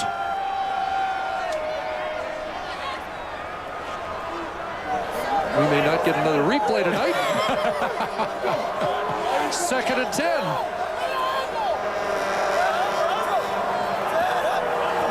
And the Roughriders show blitz. Picked up. LaFours gets it away. And there's Maurice Mann, who fumbles the football. Whistle and play ruled dead. Mann with 3 catches last week in his CFL debut against BC, short of a first down. Well, you know, this play doesn't work out for the Edmonton offense, but Saskatchewan here, they show blitz in here. You got 2 players trying to get through basically the same gap. One of them is Fred Perry, who comes around from the end spot, and you can see how they just get Juana Jones the other. Because they were there a little early, it gave it away and allowed the offensive line to pick up their responsibilities. You know, the play doesn't work, but potentially that's how you give up big plays. Saskatchewan defense rally to the football, and they get there anyway. So 63 seconds remaining, and the Roughriders should get the ball back in good field position. Khalil Hill awaiting the punt at around midfield. And the Eskimos taking time off the clock. And with 1 second left on the play clock, Sean Fleming calls timeout. And Chris, this is right where, you know, the rule change in the Canadian Football League this year about punting it out of bounds in the air. This is where it really affects kickers more than anything, because Sean Fleming is a little too far out to give up the safety. Now, they may decide to go back in anyway, but, you know, he's going to be on about his own 5-yard line to kick it away. He can't go too close to that sideline and avoid a return, because if he kicks it out in the air, it's a penalty, and they'll make him kick it again possibly. So that's where this rule really affects the kickers more than any other spot on the field. Mentioned earlier, just shy of 30 miles punting the football in his career. Slightly under 70,000 kickoff yards. 7 points tonight, 2,556 in his career. And is there a no yards flag here? Khalil Hill fielding it with Eskimos around, but no flag. Was a flag further up the field, and it was a holding call against the rookie special teams man Yannick Carter, the Pickering product. So Saskatchewan has the ball back at their 42 and 40 seconds left to build on a 1-point lead. And Marcus Crandall's going after it to Washington, and he can't hang on. Washington had a step behind a former Saskatchewan Roughrider, Omar Morgan. And that's the difference between, it's a game of inches. You've heard that many times. Remember when Marcus Crandall hit Michael Palmer on that corner route after avoiding Rob Brown? Well, this time he doesn't have that same pressure, but the ball just slightly underthrown, or Mike Washington scores a touchdown because he was 2-3 steps behind him. Now, he times his jump, but he doesn't catch the ball at the high point, and maybe Omar Morgan just got the right or left hand in there just to distract him enough. But Morgan was in panic mode then. He was the former Rough Rider, beaten cleanly. Washington shakes it off. Inyar Murphy not in the lineup for this game. He tweaked a hamstring, was intending to play this week, and then a hamstring problem in practice this week. Time count violation, Saskatchewan number 8. The penalty is a loss of down, 3rd down. Loss of down inside of 3 minutes of the half, so the Saskatchewan Roughriders will have to kick the football away. That'll be an issue. That's a couple of time count violations for the Roughriders. Well, it's backups. There's a lot of different players, different formations. That's the other thing. Offenses at this day and age, and on all the teams, will send in different personnel for the play package they have on the field, and those changes have to be made. So I don't want to give Ken Austin this offense excuses, but it's a very different roster than the one that's come to this point. Our statsman Dave Moyer, sharp as always, mentions that's a rare 1 and out for the Saskatchewan offense. And Lenny Williams on the return, and he'll be dropped at the 31-yard line by Ronald Williams with 20 seconds remaining. I tell you what, opening half. And if I'm the Edmonton Eskimos right now, I try and pick up a nice 15, 20-yard throw and try and get aggressive. I mean, you're a desperate football team if you're Edmonton. Danny Machocha has a long shot at possible playoffs, and he's got to do whatever. Pull out all the stops. We've already seen a fake in the kicking game. That didn't work. But I don't know if you kneel down here. Get aggressive, see if you can get a field goal chance.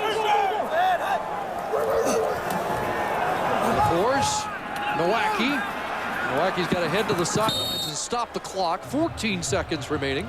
You know, but this offense all year has not been the big play offense of the past. I mean, over the last 4 or 5 games, I believe it is, there's been one play over 40 yards from the Edmonton offense. Now, they haven't had Ricky Ray, and you can say that's part of it. But this was always a big play type of offense. Jacques Septelin's got a little more conservative, likely due to the fact he doesn't have Ray in there.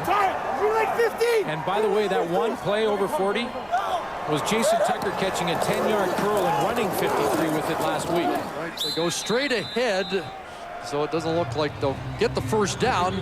10 seconds left. They can't stop the clock. And they need about 25 more to get into Sean Fleming range. So they're going to have to snap this ball as play is whistled in. I'll throw one up, and the hope for Edmonton is to get a pass interference penalty and maybe one more chance at a field goal.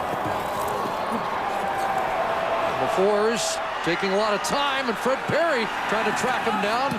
And the pass is incomplete, and time has run out in the first half.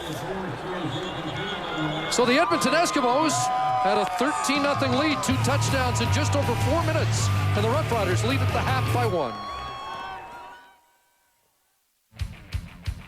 Live at the half, brought to you by Wendy's new Baconator, the official hamburger of the CFL. Wendy's, that's right. And welcome back into our CFL studios. So it is 14-13, 14 unanswered points by the Saskatchewan Roughriders, and a must-win for the Edmonton Eskimos if they're to keep their playoff hopes alive into the East in a crossover. The playoff picture in the West is set. The BC Lions earlier tonight on TSN beat the Hamilton Tiger Cats 27-19, so they lock up first in the West for the 4th straight year. It's BC, Saskatchewan, and Calgary. We know Saskatchewan's going to host a playoff game, and for more on what has been one of the great stories all season long, we join Brian Williams. Hi, Brian. Hi, Dave. Good to be here tonight. It has been a great story indeed. On November the 11th, the Saskatchewan Roughriders will host their first playoff game since back in 1988. Now, remember, in 1988, Kent Austin was a Saskatchewan quarterback but did not take part in that playoff game because he was injured. Now, to fully appreciate, and believe me, I'm talking to you people outside Saskatchewan, to fully appreciate what this game means in that province, you have to be in Saskatchewan. So last weekend and earlier this week, I was in Regina.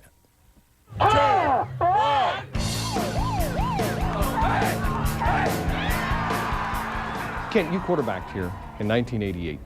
You're back now as the head coach. How has it changed? Well, things are bigger now, and they mean more, as hard as that is to believe, because it was pretty big back then. But you know, I said earlier this year that the fans are more rabid. The support in the community is greater. I think the pendulum swings of emotions are much wider, you know, than when I played. How much the team is tied to the culture, you know, and how football in general is tied to the culture here. It's very unique in all of Canada, I think. The Riders' first home playoff game in nearly 20 years is not just important for this city of Regina. It is a major event for the entire province of Saskatchewan. As Premier, you have traveled all over this province. You know this province. Can you explain to the rest of the country what this game means to Saskatchewan? It will unite this province like no other single event. We will sometimes scrap internally, politically and otherwise, in this province. But when it comes to the Riders, boy, we stand together. Well, the Premier talked about this being a story that affects the entire province of Saskatchewan. Robin and Laurie Kosh from Macklin, Saskatchewan. We met them a year ago. How far away is Macklin again? 5 hours. You've got the entire family here? Absolutely, all four. We got Keeper, Connor, Lane, and Taylor. Now, have you got your playoff tickets yet? Yes, they came this week in the credit union bag, and opened it up, and it was beautiful. Brought tears to my eyes. Robin, how many are coming down? We have 53 coming. We're bringing a school bus. We bought a school bus this year, and we're coming in force. Now, this long-awaited home playoff date will also have a significant economic impact on this community-owned franchise. We know we're going to make money. Ticket sales have been tremendous the last while. They go on sale to the general public on Monday, and we anticipate a sellout, and a sellout is going to look good on the bottom line. What would you say to the rest of the country? Welcome to Saskatchewan. The way we get behind the Riders is in many ways the nature of the people here. We get behind each other, we get behind the common purpose, and it's the way we've found to be successful. Now, the Riders have purchased the game. Playoff games belong to the league, but Jim Hobson said they've purchased it for $100,000. They will have to pick up the expenses for Calgary, plane fare, hotels, but having said that, with a sellout, the Riders will make big money. As we go back to you fellas on the panel, there's one fella on the panel that remembers that last playoff game in 1988, Matt Dunnigan. Matty, you remember that one? I remember that one. I remember dominating them. Yeah, 42-18. BC was all over Saskatchewan. What a buzz saw that year, David. Yeah, on your way to the Grey Cup. Yeah, what a great game that was. That one didn't work out so well. Get over it, man. Here is the Boston Pizza poll question we asked you. What is the biggest story of the CFL so far? There it And 36% say Saskatchewan hosting that home playoff game on November 11th. CFL Wired is brought to you by Paul Brent and his latest CD, Risk, in stores now. And here are the halftime numbers from Edmonton, brought to you as always by Coors Light. Who wants a cold one? We know Schultz is all over that. Hey, check this out, Dave. Look at this. Couple turnovers here, couple turnovers here. Pretty even ball game, hence foul the bouncing ball. You know what? It's a tight one and a great ball game to boot. Yeah, we didn't get a chance to mention Chris Schultz is not with us tonight. He has been named to the All-Argonauts team, so he's a big fancy dinner tonight in downtown Toronto. There was a game earlier tonight in Hamilton. BC Lions took on the Tiger Cats, and in case you missed it, Jennifer Hedger is here to fill you in. Hi, Jen. Hi, Dave. It's nice of you to actually mention that Schultze isn't just drinking for no reason. He's drinking for a specific reason this evening. He earned this. Good of you to keep that clear. That's right. We did have a game. The first game of our doubleheader tonight, as Dave mentioned, the BC Lions clinching first in the West. With this win, Jarius Jackson threw 2 TD passes. Dave Dickinson came off the bench. He threw one more. Jason Claremont had 9 catches for 152 yards and 1 touchdown. They win at 27-19.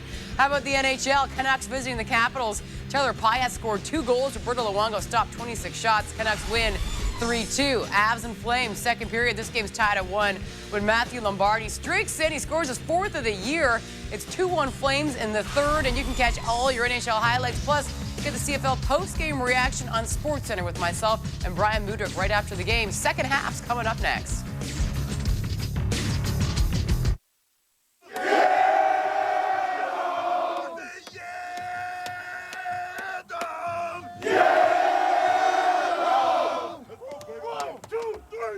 Well, I'm loud and I'm proud. Like to get up in my pickup and get down. Flying around the back road, just how I like to spend my time. Rockin' and wild, love the big time. Having fun when my chores are done. But if you think 'cause I'm from the country that I'm done. Cool.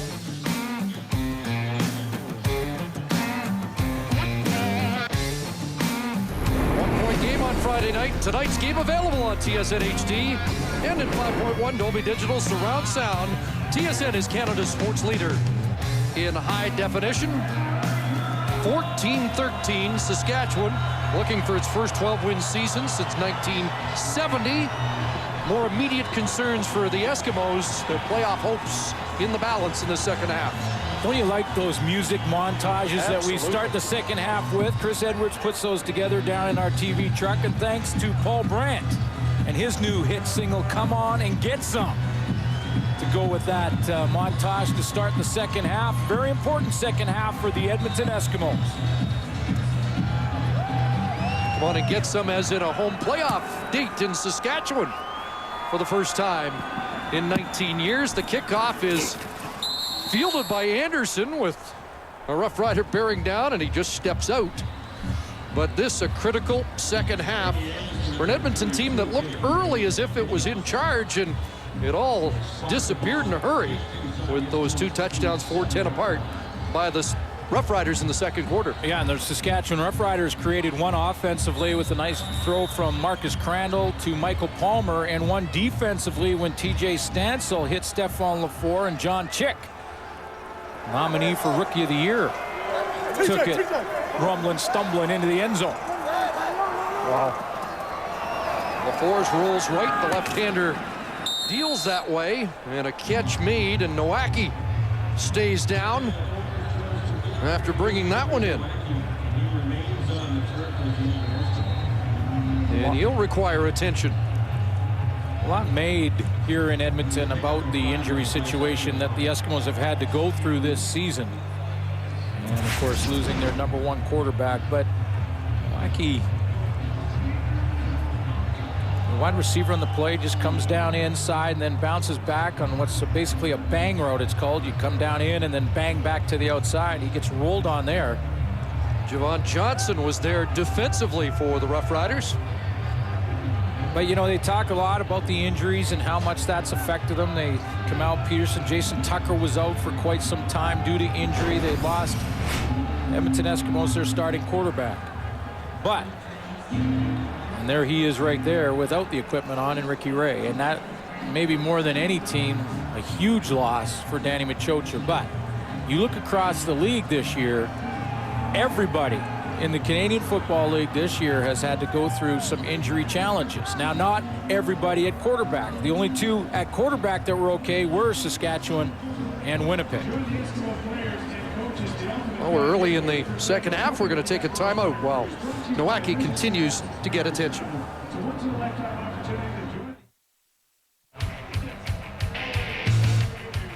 The CFL on TSN is brought to you by PokerStars.net, the world's largest poker site.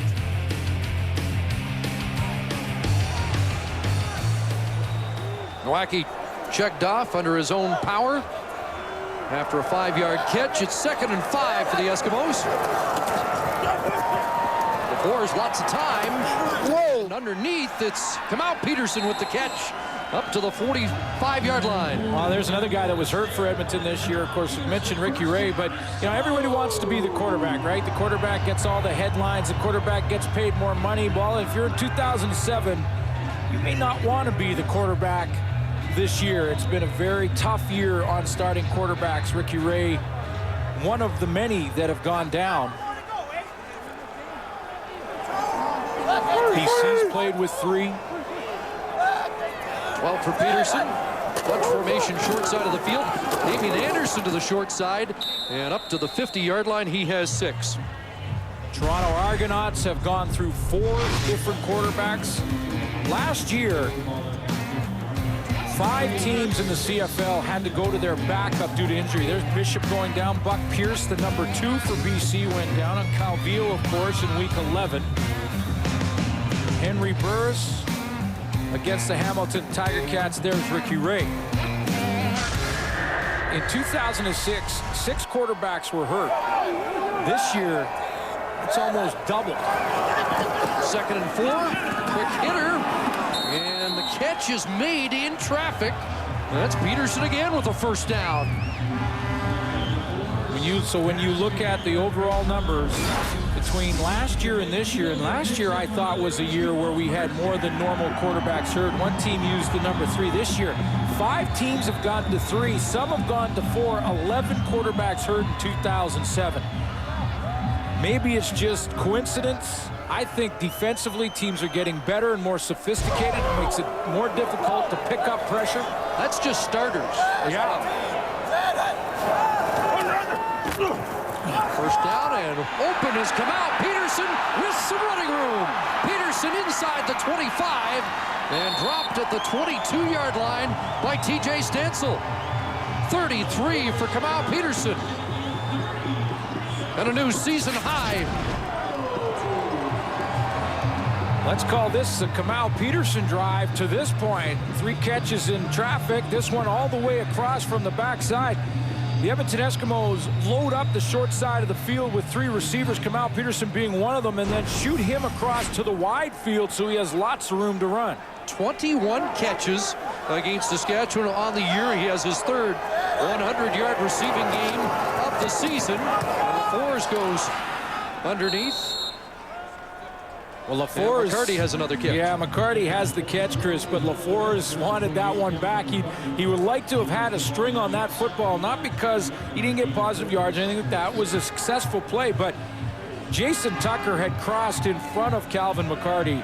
He catches it, he scores. He was wide open on the other side. McCarty kind of looked at that one, Stephon LaForest wanted that ball back just as he let go. 4-yard gain. 2nd and 6. J.F. Romeo in for Nowacki at receiver. And LaForest ducks Chris under the pressure, straight ahead, and down to the 11, close to a first down. Looks like he got it, and he'll have a word with Scott Gordon at the end of the play. A little side of Stephon LaFours that we haven't seen in the games in the few times we've had the opportunity over the last 3 weeks to see him play. That's a little of that emotion coming out as he steps up and talks a little bit to Scott Gordon after this hit. You mentioned against BC here in Commonwealth 2 weeks ago, Chris, early in that first half. He had 60 yards rushing in that game. I think the Lions a little surprised by his mobility. There's Kimball Jones with the tackle. And Damian Anderson, a first down carry to the 7. But we talked about Kerry Joseph and how he can be a threat in the quarterback draw. Stephon LaFours can be that same kind of threat for Edmonton, and it's most difficult down here inside the 10-yard line because defensively now, linebackers across the board and defensive backs have their coverage responsibilities, but they're always looking with one eye to the quarterback that can run, like Joseph or LaFours. And if they hesitate for a second, it's over down on the goal line. 2nd and 6. They can make a first down without scoring.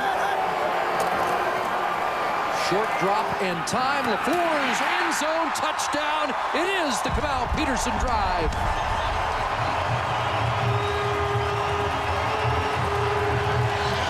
His 7th of the year.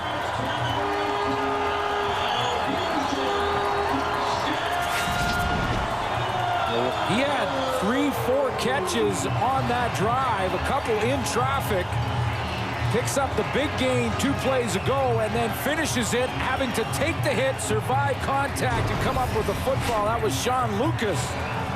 Put a pretty nice hit on him, but Kamal Peterson finishes the Kamal drive. 2nd touchdown pass of the game for LaFours.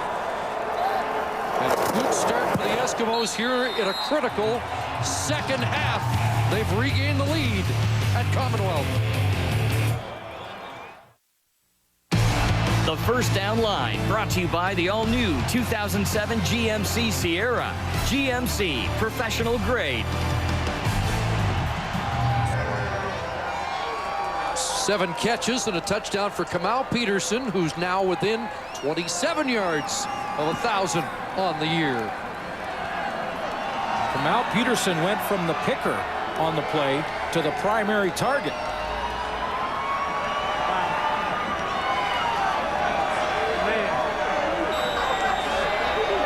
And in these parts, there's the comeback player of the year.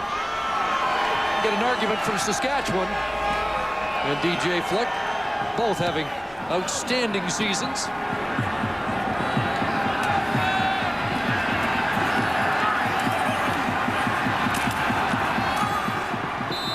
Khalil Hill or Henry Childs on the return. Well, you know, if you're Kamal Peterson, you even though you're designed to be the guy who picks, he's going to come this way, and he's going to set up the pick for Jean-Francois Romeo to come underneath like that. And when he comes off of that pick on Tad Cornegay, he just kind of turns around and says, okay, I picked him, but I'm the guy who ends up opening up. Stephon LaFours finds him and hits him. He takes that hit from Sean Lucas, comes up with a touchdown, but just because you're the guy that's supposed to create the rub for another player doesn't mean that you're out of the play. Stephon LaFours finds Kamal Peterson. LaFours charged up, Peterson the touchdown catch, and Cornegay was involved in that play, was the man who returned the kick for Saskatchewan, and Adam Braidwood has been shaken up on that kick return cover for Edmonton. And Adam Braidwood has had an up and down season. He got off to a real slow start. It's a speculation as to why that was.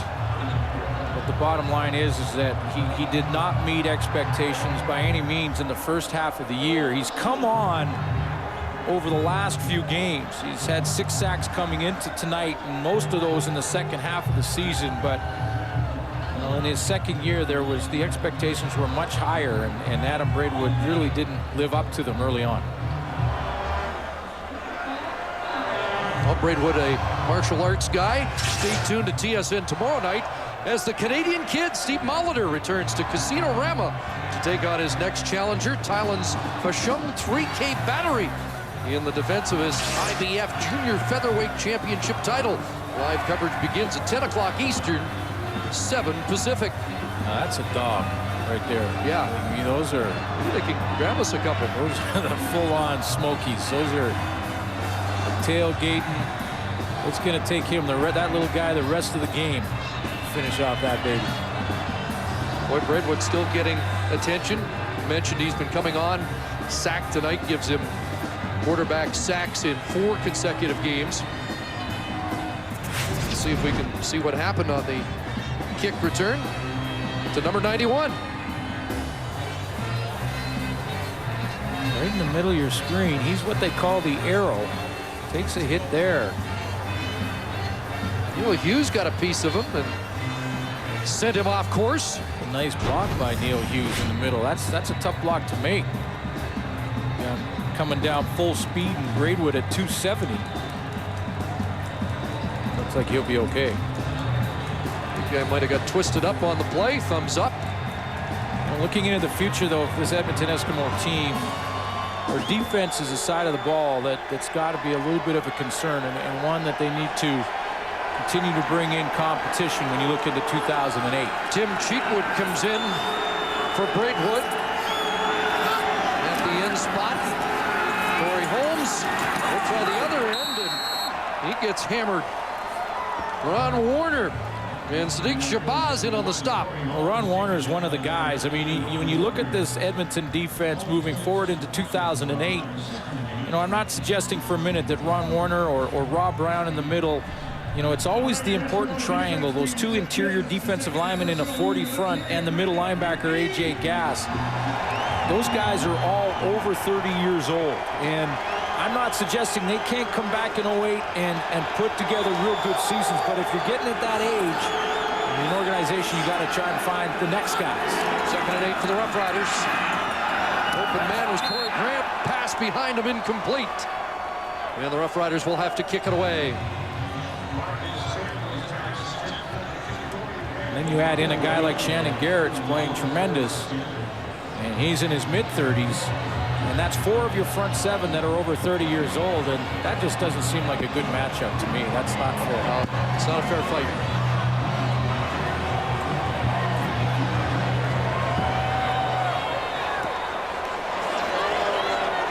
That's a taunting penalty.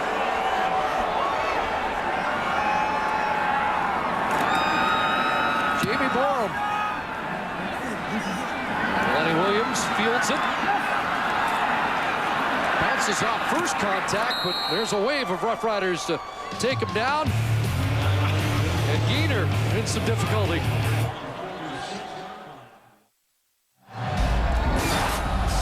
For every sack in tonight's game, Purolator donates the quarterback's weight in food to a local food bank. Purolator, the official courier of the CFL, tackling hunger across Canada. And 1 sack tonight led to a Saskatchewan touchdown. Well, and then 4 for BC in the game before us in Hamilton. That catapults them into the 7-sack lead.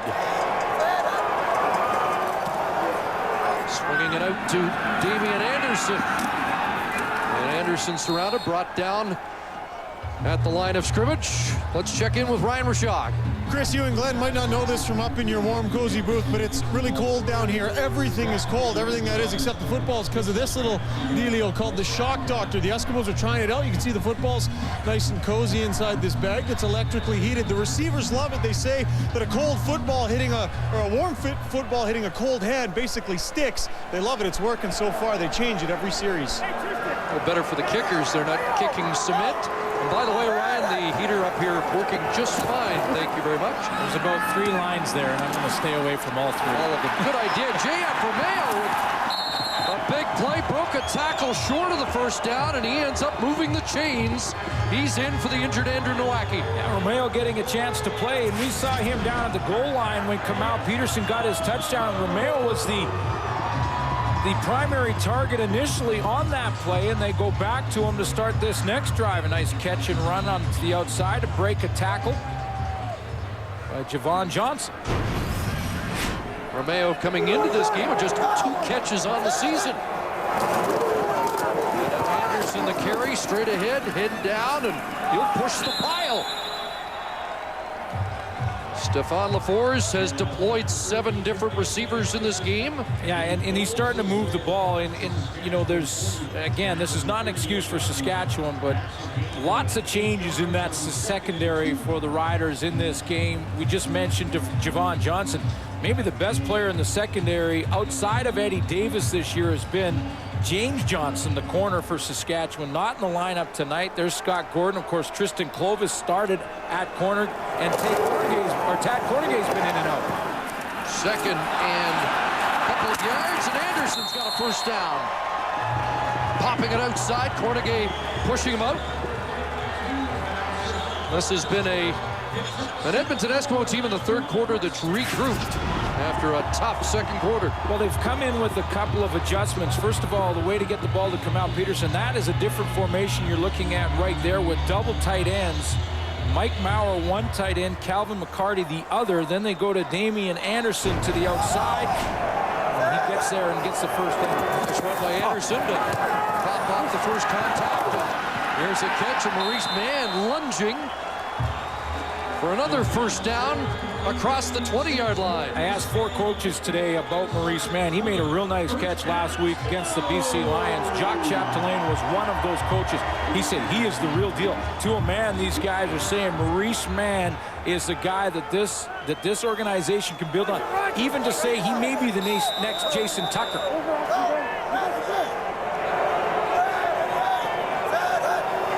First and 10 after the man catch, and here's Fred Stamps with another catch. Lance Fraser brings him down, and Stamps, a guy who has not put up the stats yet this year, but they also feel very strongly that with Stamps, Mann, and Tucker with Peterson, the receiving corps may be a good one in 2008. Well, you sprinkle in a little depth there with Nowacki and Romeo that we've seen, and you got Stefan LaForce as a backup in a groove all of a sudden with those receivers we just mentioned. And yeah, they like the future of the receiving corps, but the future is now. They got to win this one. Pretty impressive numbers for LaForce here in the third quarter. First and goal. Underneath, Jason Tucker, touchdown.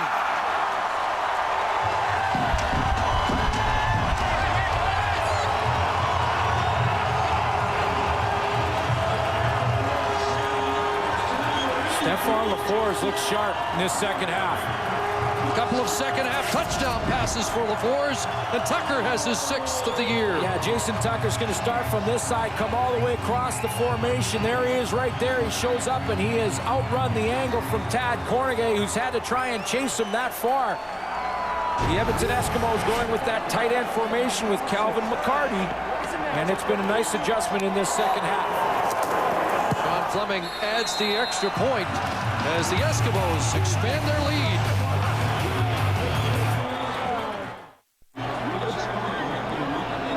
Jason Tucker with a 1 touchdown of Tom Scott on the all-time Eskimo list, which would be number 2 behind Brian Kelly. There he is there. You're going to come across here. I want to show you the trouble for Tad Cornegay as he tries to chase him. Just slight hesitation causes you the problem as a defensive back. There he is there. And watch McCullough, number 45, right there. 45 causes him to hesitate for a second, and that little split second turns into about a 3-yard separation between Jason Tucker and Tad Cornegay. Stefan LaForce picks it up. Touchdown, Edmonton. 27-14. Tucker, before the game, was excited to hear that his old teammate Mookie Mitchell would be in the Argo lineup tomorrow. The Argos with their big game against Winnipeg. There's a Cornegay kick return with a penalty marker down as Cornegay brings it back to the 35. You consider that Stefan LaForce was knocked out of this game by TJ Stansel for a series, and comes back into the game in the second half on fire. Illegal block. Saskatchewan number 22, 10-yard penalty, first down. And that's pretty nice completion percentage, 23 of 29.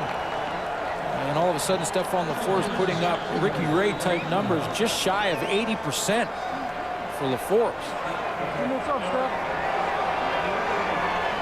So the Eskimos led by 13 after 1 quarter. Saskatchewan came back to take the lead. They're down by 13 once again. And A carry there for Corey Holmes after the illegal block penalty. Starting at the 22, and Holmes gets it to the 26 and has 4. You know, the speech by Danny Machocha at halftime was to remind the Edmonton Eskimos about the urgency in this game, because they have been the better team in this second half by a long shot so far. Well, they mark it at the 25. 3-yard pickup, 2nd and 7.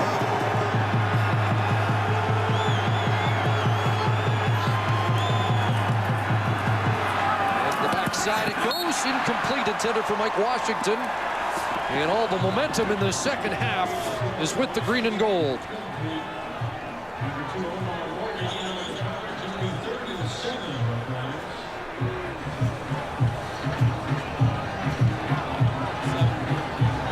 So Jamie Borum comes on to kick it away. And it's not offering excuses, but one team has a whole lot more to play for right now, and I think we're seeing that here in the second half. Without question. And one team has got about half their starting lineup off the field, on the bench. Although that 4-minute, 10-second span in the second quarter certainly got Edmonton's attention. Lenny Williams letting it hit the turf, and he'll run out at the Saskatchewan bench with 2:33 left, third quarter.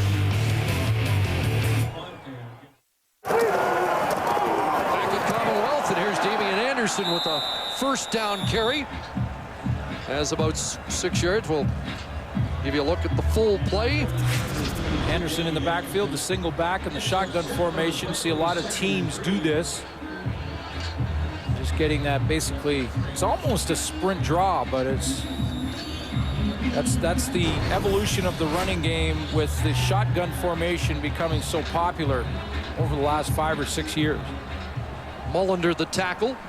And again, Anderson around that average he brought in of about 7 yards a carry and limited action in the past few weeks, 2nd and 3. And there's Jason Tucker again. You know, the fours on target, just like Ricky Ray with number 83. That's been the most impressive performance of the night, I think, of any player on this team. I mean, you talk about Damian Anderson playing well. Tucker's made some catches. Kamal Peterson a bunch. In fact, he had a drive where he had 4 catches, including the touchdown catch. But it's been Stephon LaForce that's been very impressive in relief of Ricky Ray.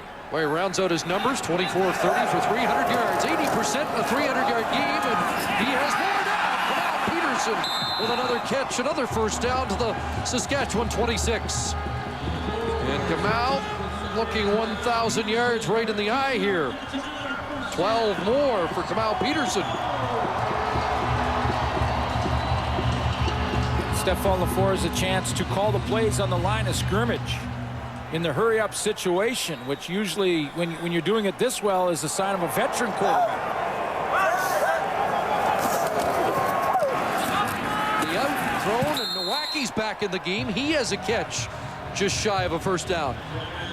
I talked to Jacques Chapdelaine about how Stephon LaForce mentioned early in the first half about how he's developing and if he changed the playbook, and he said no, because he's that smart that he has no problem with grasping the entire playbook. In fact, the system here in Edmonton is much like when Jacques Chapdelaine was in BC, where he will signal 2 plays to Stephon LaForce, maybe one to run and one to pass, and then he'll let LaForce make the choice in the huddle based on what he's seen defensively or the feeling that he has. So it gives the quarterback a choice of plays rather than just signaling in the one he has to go with. 2nd and 2. Play action on a roll and almost trapped down, dumps it off. Great catch. McCarty off his shoe tops. That's another big catch for Calvin McCarty. And he wasn't far off his 2nd touchdown of the game. And it's another big play by LaForce, who, you know, he avoids the sack in the backfield, showing his ability to run the football, but not only run the football with his eyes up. You know, young quarterbacks in this situation, when they are being tracked down by TJ Stansel, who, by the way, is the guy who knocked him out early on, will take off and run with the football. They'll panic in this situation. He keeps his eyes up and drops it off there to Calvin McCarty. Nice play by McCarty to get open for his quarterback under duress. They fake to Anderson. LaForce throws. And that one batted down. And Stefan LaForce looked like he could have walked in. Eddie Davis with the knockdown. And that was a completion streak of 17 consecutive passes for Stefan LaForce. That was his first incompletion of the second half. That's one I was a little surprised he threw. They settled for 3 when they were down inside the 3 earlier. Hand off Anderson, and he'll be stuffed. Scott Schultz blew that play up, and it'll be 3rd and goal when we come back to Commonwealth Stadium.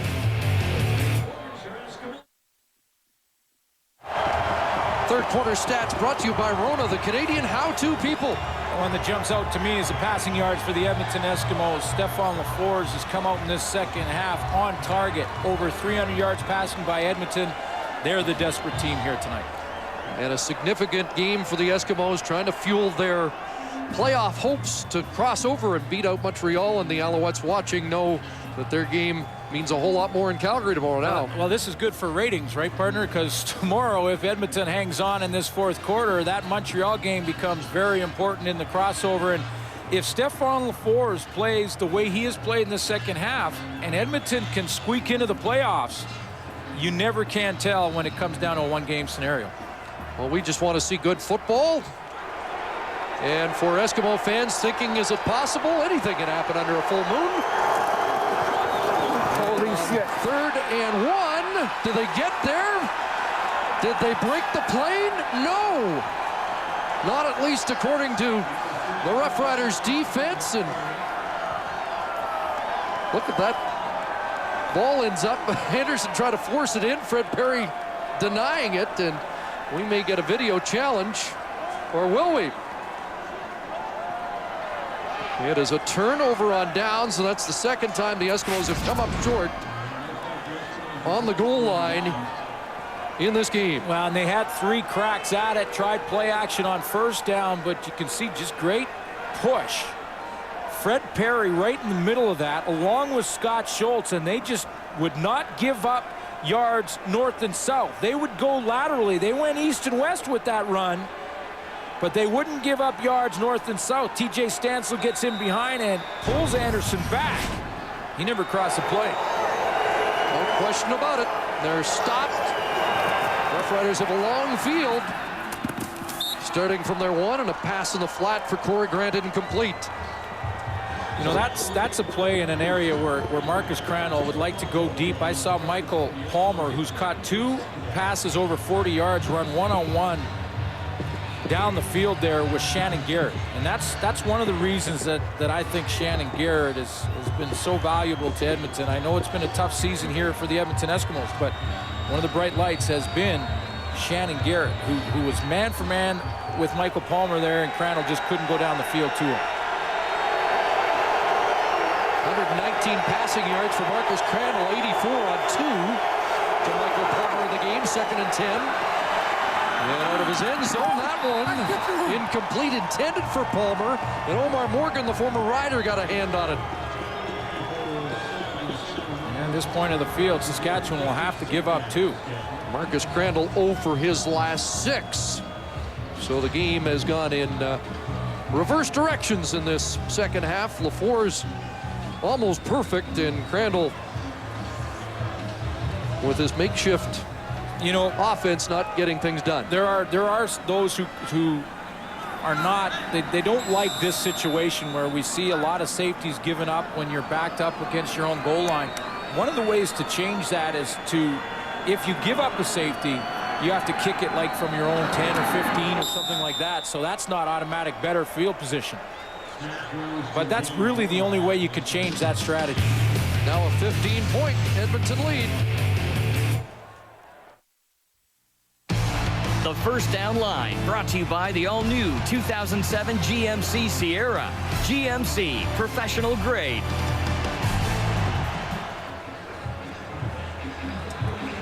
We're just a minute and change into the fourth quarter after the safety Stephon LaFours, look at the numbers.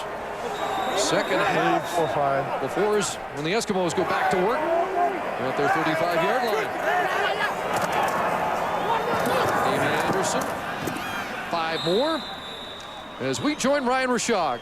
Well, guys, we've talked tonight about Sean Fleming, this being his final game at Commonwealth Stadium. Wanted to go out with a thank you to his teammates. So after the game, the guys don't know this yet, in their lockers, some signed bottles of champagne for the boys, some spirits, and maybe a few cigars for some of the guys as well. And Fleming is in such a good mood and feeling so good about this being his last game here at Commonwealth Stadium. Actually handed out thank you cards to each member of the media this week as well. Apparently he's got one waiting for me too, fellas. Imagine that. Isn't that nice? Another bottle and some cigars for my partner, and we might have a gladiator shot tonight. I don't know.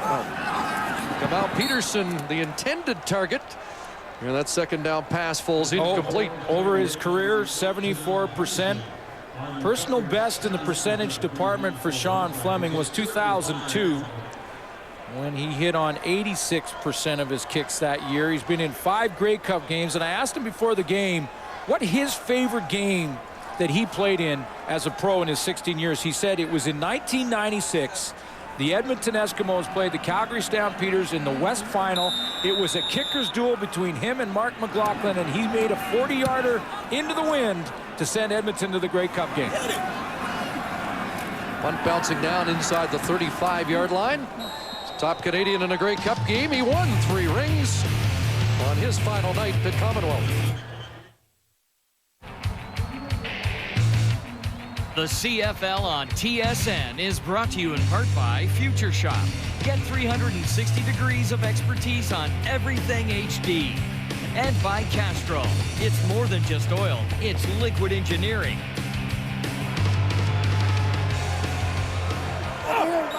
Saskatchewan with the football at the 39-yard line. Henri Childs into the game at running back, in motion out of the backfield. 6 receivers out for Marcus Crandall, and there's a catch by Childs, tripped up by Sadiq Shabazz.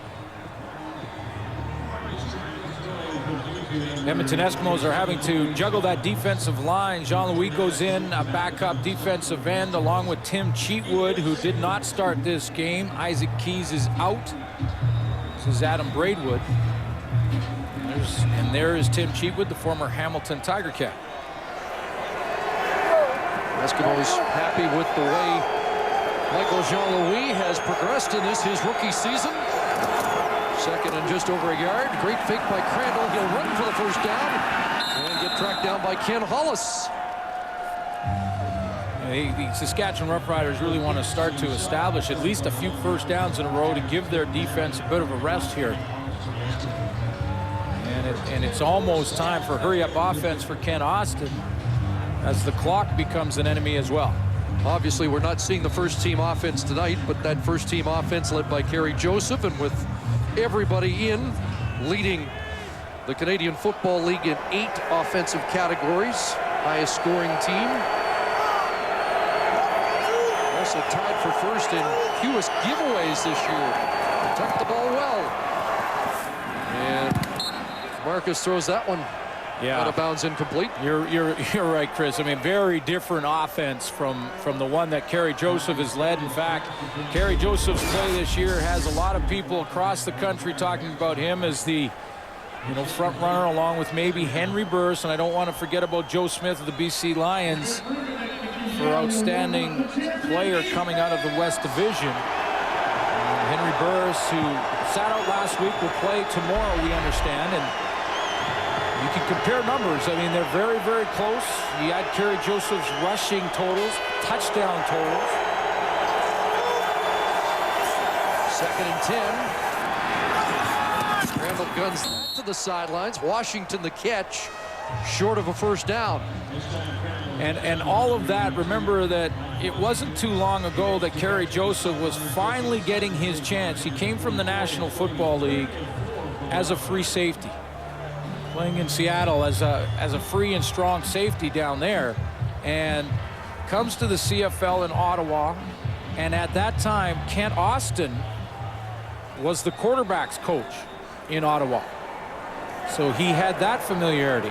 Ken Austin knew him well, knew how he worked at the game. And I think that's one of the reasons But this has worked so well for Saskatchewan this year. I don't think the Saskatchewan coach is really too enamored with the way things are going tonight.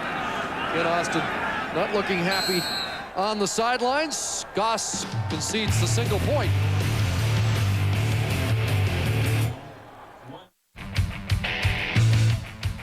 Closed captioning of the CFL on TSN is brought to you by PokerStars.net, the world's largest poker site.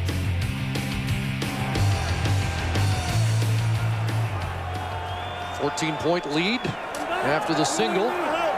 Eskimos scrimmage from the 35-yard line.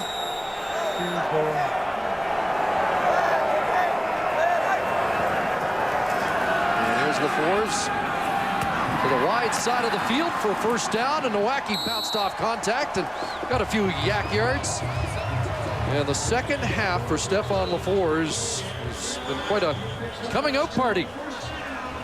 Yeah, clearly adjustments made at halftime. 16 of 18 in the second half. 172 yards. Has not made a mistake with the football. Has also run it a couple of times to buy himself more time and extend the play. One thing about this CFL season, and you talked about all the different quarterbacks that were hurt.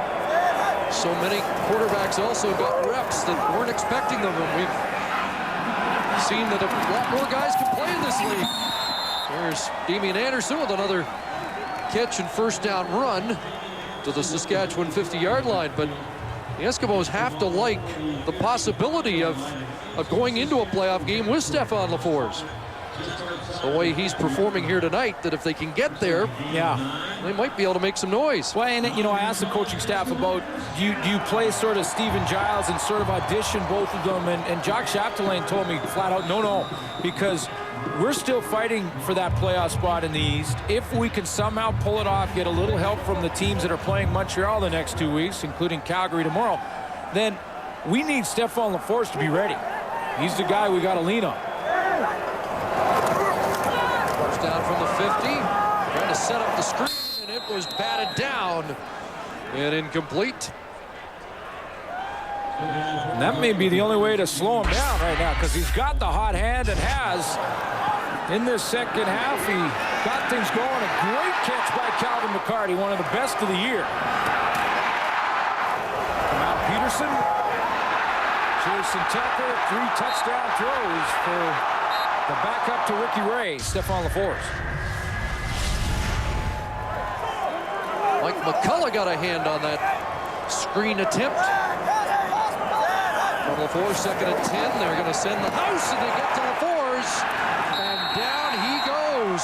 Another sack, and that was the safety, Tristan Clovis. Tristan Clovis wants to make a big play and have his coaching staff see him again. He has lost his job to Scott Gordon. Here he is right here. He comes in from the safety, and just prior to lining up there, he had run in just as the snap count was started by Stefan LaFours, and he's unblocked, but he made sure of it. You can see how he wraps up LaFours around the shoulders and makes sure he drags him down.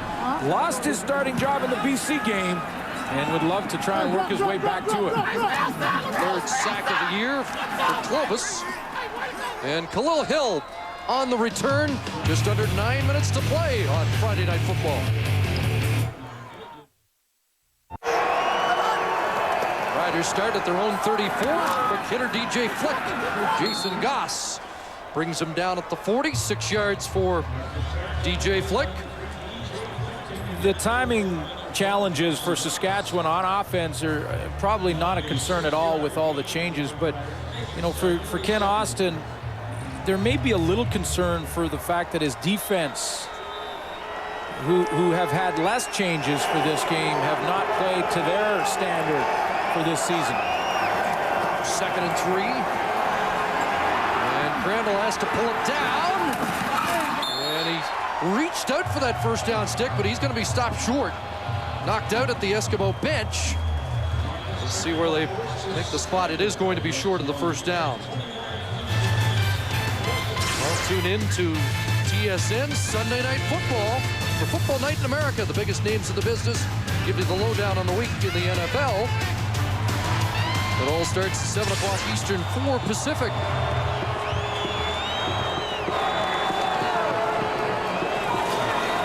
No Sunday night game because of the World Series, which could wrap up pretty quickly, I think. Yep. So far, it has been all Boston, but we'll give you a full wrap-up of the Sunday action in the NFL. Williams drops the ball, and who's got it? Roughriders got it. Neil Hughes has it. Hughes has had a big night, and Saskatchewan's got some life midway through this fourth quarter. Chance to take advantage of some momentum here because this game far from over. Big night for Neil Hughes. Had a touchdown early on and a nice little run down at the goal line. He went on after that touchdown and covered the next kick and made that tackle. He fights off the block of, it was Thompson there, and then comes back, or was it William Loftus? Either way, he fights off a block, gets back into the play.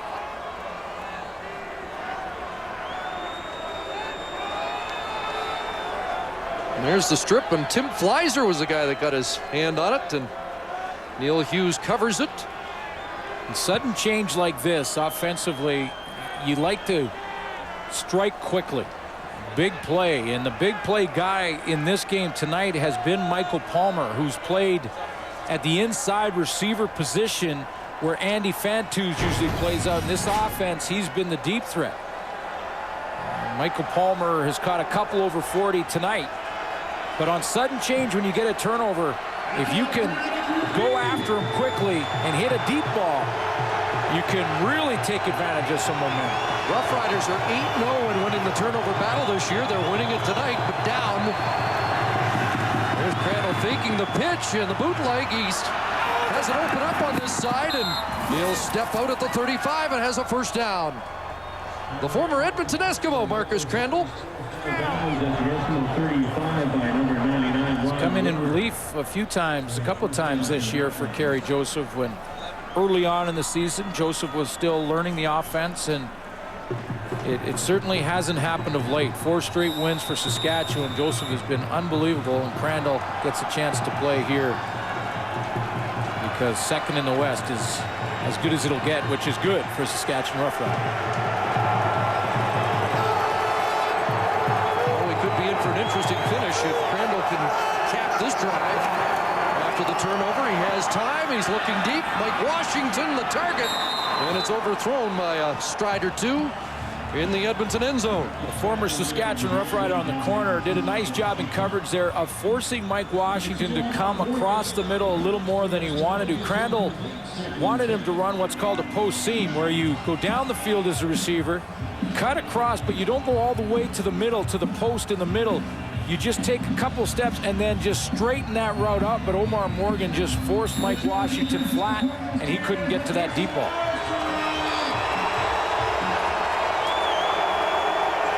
So it's 2nd and 10. Michael Botterill checks in on the Eskimo defense. Khalil Hill. Blitz coming. 1 of 5 receivers out, and here comes the blitz. Crandall gets it away underneath DJ Flick. And Flick trying to get to the stick. He does. First down and more. And Chris Thompson will force him out at the 17-yard line. Safety had come up, so both Marcus Crandall and DJ Flick knew immediately that if Loftus is on the line of scrimmage, then it's likely blitz coming. So you can see the adjustment made. Actually, DJ Flick, you could tell by that angle, he was looking over the middle, saw no safety, came across the middle. That gives Crandall the dump-off play, and then DJ Flick gets a block from Corey Grant. Flick 11 away from 1,000 for the season. More importantly, the Roughriders need a touchdown. And they're at the 16, 1st and 10. Inside, Henry Childs, and he'll walk in. Touchdown, Saskatchewan. Childs' first running touchdown of the season. And the Roughriders are going to make this interesting. You remember that early in this drive, bootleg by Marcus Crandall. That frees the defensive ends. Now the ends for the Edmonton Eskimos are respecting that bootleg a bunch, and they're staying real wide. They stay that wide, and Henry Childs is able to hit that gap and take off straight untouched to the end zone. 21 Saskatchewan points off turnovers. If Kanji converts. And he does. So it's a 7-point game here at Commonwealth.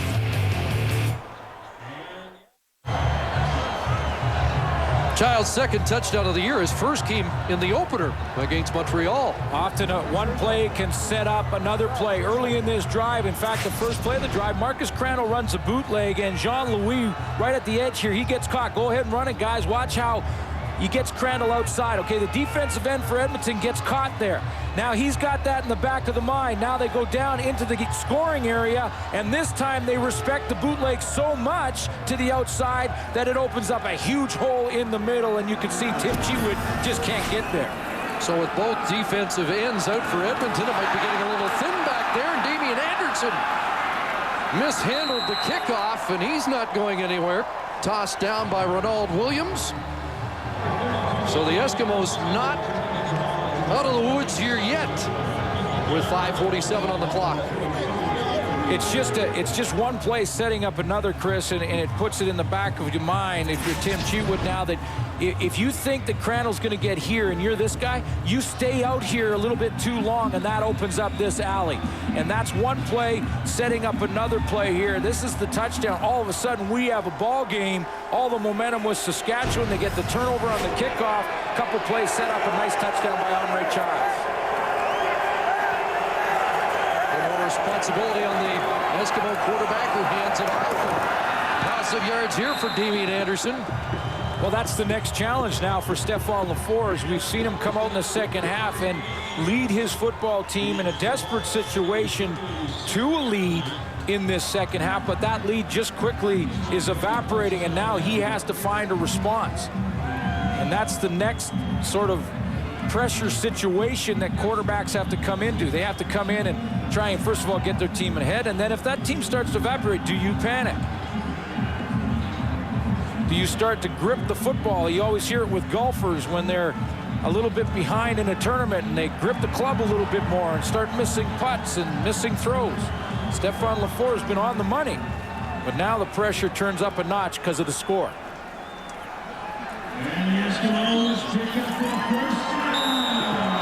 Well, it is a first down. He's looked cool all night.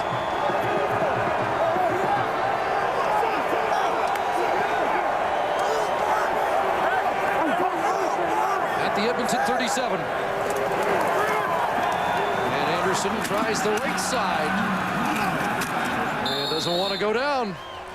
Like 3 tough yards. Like the fight in Damian Anderson, you know, like he is getting contact at the line of scrimmage a bunch here tonight, and he continues to fight for yards, and he's got a little bit of get up in him, a little bit of fighting that dog. Well, Tyler Ebel runs hard, but this is a little bigger package at 218. Damian Anderson.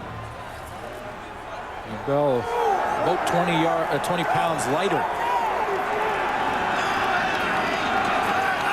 2nd and 6.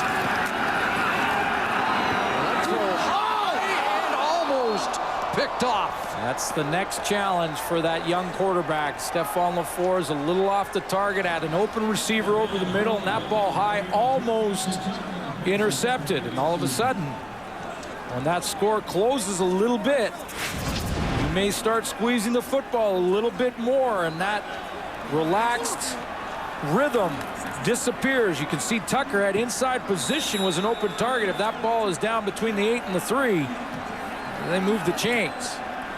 Now, in fairness to LaFleur's on that play, he did have a little pressure in his face. John Fleming gets it away. End over end. Bouncing down to the 32. And Khalil Hill dropped right there. But 3:50 on the clock.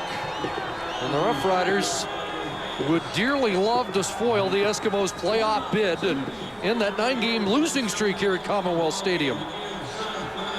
And they are still in a position where that could be done. Oh, no question. In fact, even if this drive right here for Ken Austin's offense does not produce the tying points, he may get the ball back again. He's not in that 3-down football area just yet. He may be able to punt it if they go and struggle here early. Remember that Eskimo defensive line patched up, missing both starting defensive ends. Crandall hit as he got it away, but does. And Mike Washington eludes the tackle, and he's across midfield, down to the Edmonton 50-yard line. Well, Omar Morgan comes up here, and he's going to make a crucial error in his decision process as he's coming up here on Mike Washington. He's the only guy over there in the one-on-one to Washington, and he tries to gamble, but he's way behind, and he gambles by trying to put the big hit on Mike Washington rather than just get him on the ground. He doesn't have any help. Washington survives that one and picks up good yards. This is getting more interesting by the play. 27 for Washington. First down at the 50. And Crandall has an open man, and one hops it to Washington. Delivered it low, incomplete. He did, but Mike Washington came out of that break a little bit slow that time, and I think he probably took about 2 or 3 more steps than he should have, so that ball falls a little bit short. It's always a timing thing when you're running a curl like this, and Mike Washington, that ball looked like it was thrown on time, but I think Washington went too deep in the route. By the time he got back, now it's a short throw. 2nd and 10. This should be the last play before the 3-minute warning.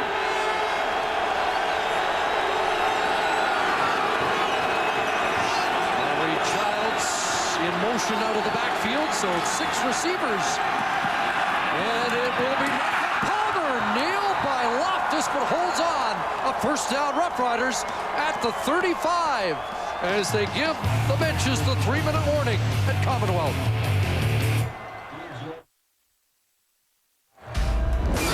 Tonight's game story brought to you by Sport Check, your Under Armour headquarters.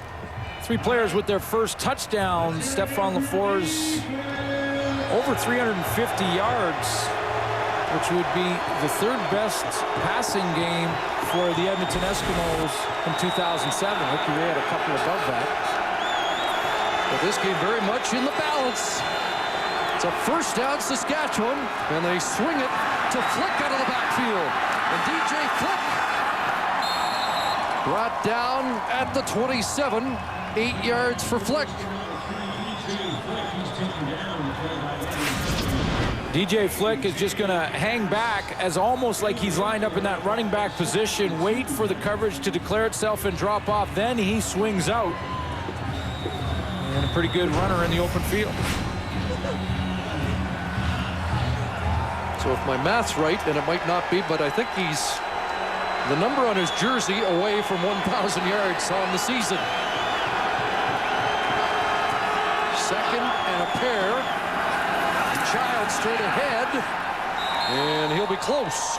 And that time the defensive end for the Edmonton Eskimos gambled and won to go into Childs to make it close, because that's been the guessing game for those ends for the Edmonton Eskimos. Is it going to be bootleg to Marcus Crandall, or is it going to be interior run? It was Tim Cheatwood on that play that came down inside. Make this close. We'll see what the measurement says. Eskimos trying to snap a 4-game losing streak. It's almost a yard. Roughriders have won 4 straight. We'll have an interesting 3rd down situation here.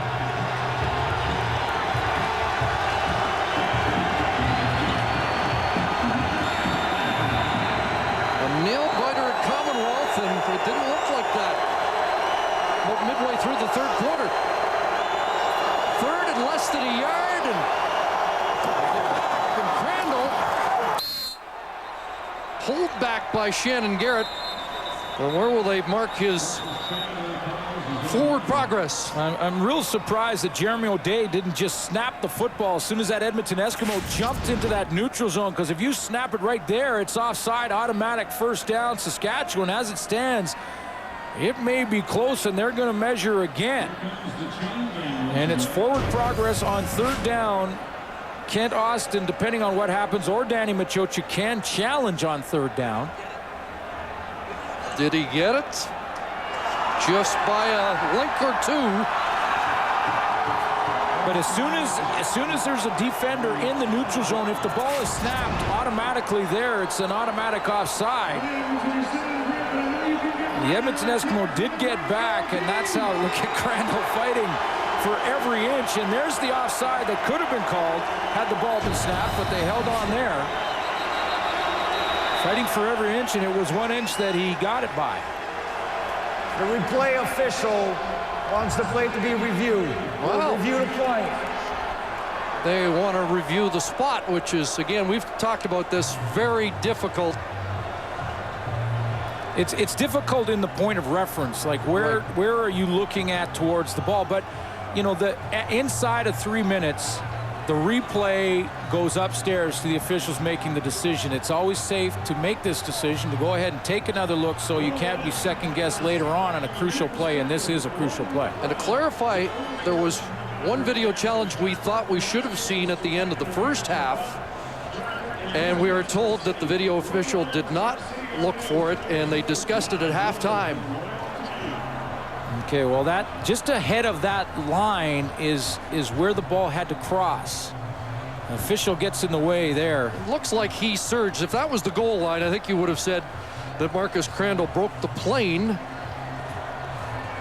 of the 25-yard line. See, and again, it's the point of reference with the review because the first down marker is beyond the solid line. You're making a judgment call, and the judgment on the play was first down. So now you have to see evidence to overturn it. I think it's a long shot at best to overturn a play like that, but not wrong to challenge it.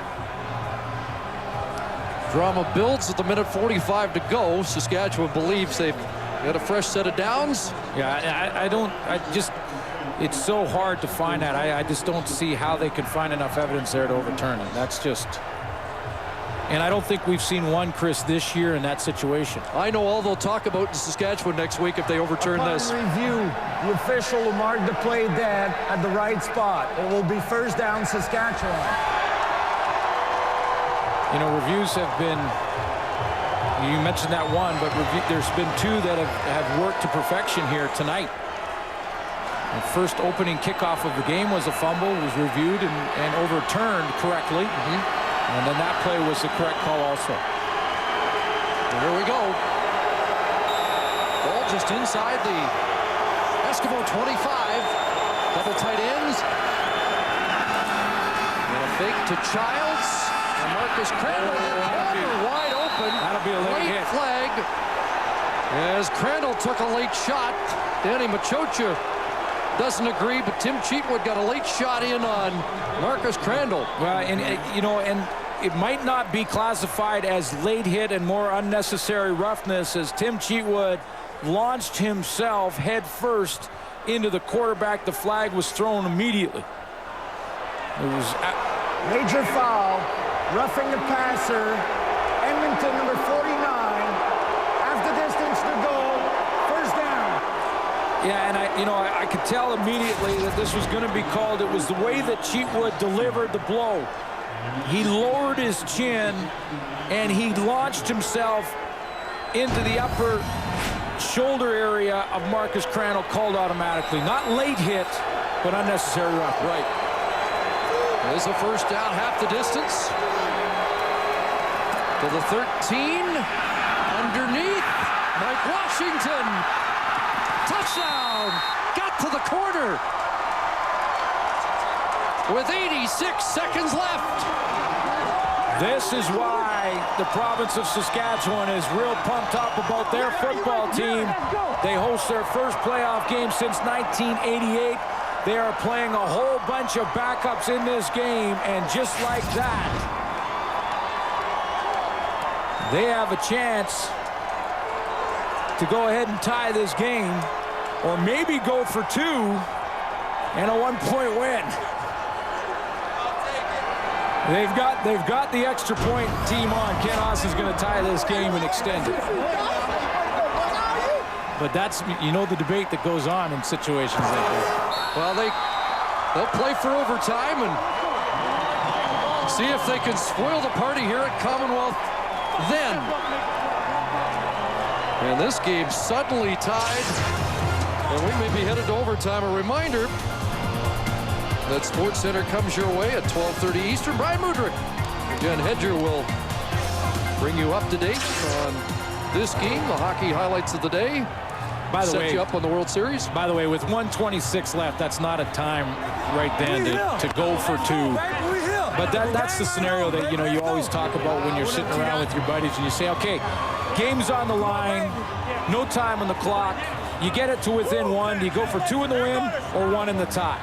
You're on the road, and a lot of people will say, I always go for two in the win. That's how you play aggressively. But not with 1:26 seconds left. That's Ken Austin makes the good decision. You tie the game up. The only reason I thought you might be onto something in a game where it doesn't really, it's not as crucial to Saskatchewan. Maybe you can go a little off the board, but 86 seconds left, and Danny Machocha has to be the most uncomfortable guy in the house.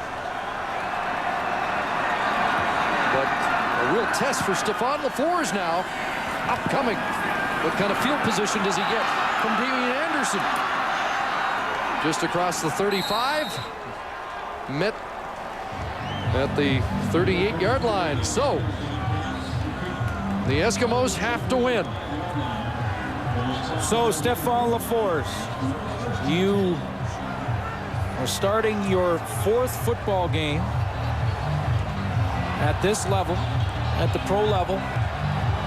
Your season hangs in the balance. You've got to drive the football basically the length of the field. It's all tied up. You have a minute 21 to get it done. LaFleurs to work. He has Fred Stamps, who caught the ball and then ran back and lost some yardage. Edmonton squandered a 13-point lead early, and they had a 15-point lead here in the second half that's gone. Field goal range is probably another 20 to 30 yards, and there's plenty of time for Stefan LaFleurs to accomplish that. He doesn't have to force the ball down the field, which he doesn't on first down there. 4. They need 6. Second down, and Mann dropped the ball. He was rerouted across the middle, and that seemed to disrupt the entire play. Danny Machocha is putting the kicking team on the field and is looking at overtime. Well, he doesn't want to give it up. There's too much time left if he gives it up here, so he pretty much has to punt the football in this case. But, you know, Maurice Mann on that crossing route hesitated when he got rerouted, and then he looked a little surprised when that ball arrived. Sean Fleming needs a big kick. Khalil Hill on his 26. And he's running backwards, and will be dropped, well, about the same place he grabbed it. But with 51 seconds left, Marcus Crandall has a little time here to end it in regulation.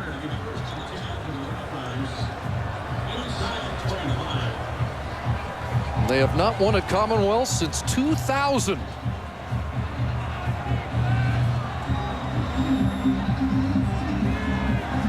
And Ken Austin's team in a position where they just might steal one here tonight. 13-0, 29-14 leads. Word enough for Edmonton.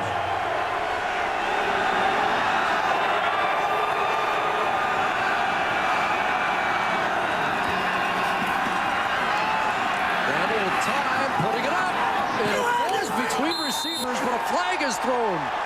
DJ Flick and Michael Palmer were on that side of the field for Saskatchewan.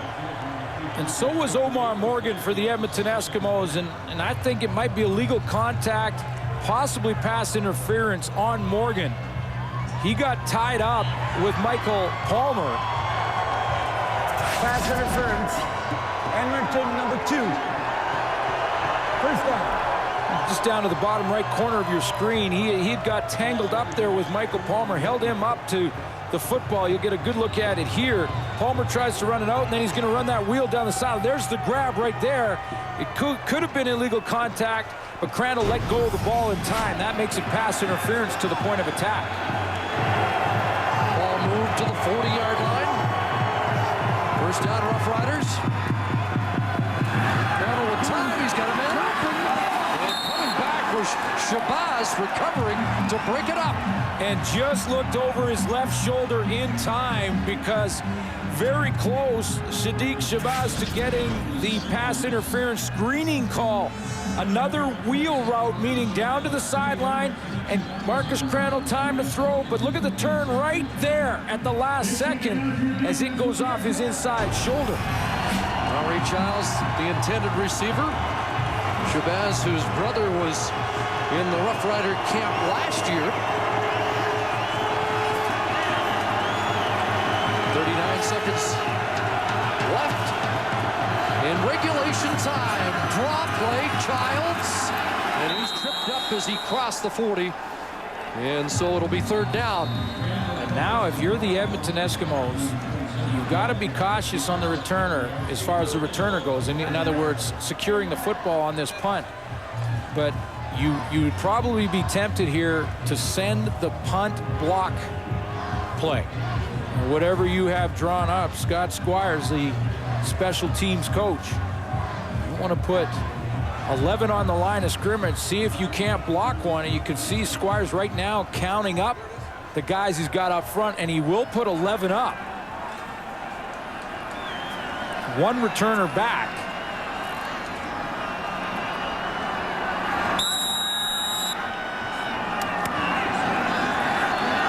Goss awaits. Warren kicks it away.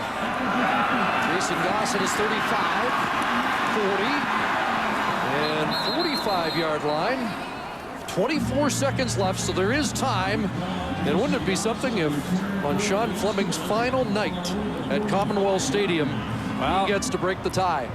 Stefan LaForce has time for 3 plays if he's very efficient. He'll have to work the sideline possibly and try and make those timing throws. If he can squeeze 3 plays out of the offense, he may be able to get Sean Fleming on the field. But he not only can try to squeeze those 3 plays, he has to also pick up about 30 yards, 35 yards. Edmonton must win. A tie won't help them tonight. Will we go to overtime, or can LaForce solve it now? He's got Nowacki open. And Nowacki will stop the clock near the first down, near midfield. 16 seconds left, and they're about 15 yards away from getting into good Sean Fleming range. Yeah, and that's composure from LaForce there to be able to bounce the pocket there and then get that ball out of his hands quickly, because as soon as he bounced and saw Nowacki, he's now thinking the clock in the back of his mind. So still has plenty of time for a couple of plays. An possible Sean Fleming attempt. Fleming's longest 48. They're going into it. Breeze here. It's coming. Underneath, and Peterson, the intended receiver, incomplete. LaForce shaking his hand after that one, and that one was dangerously close to being picked off. Saskatchewan's been very effective by sending the free safety, Tristan Clovis, in this case again, on the blitz. Whenever they've done that, they've given the Edmonton offense all kinds of problems. That again did it to LaForce. Now he needs about a 15-yard play.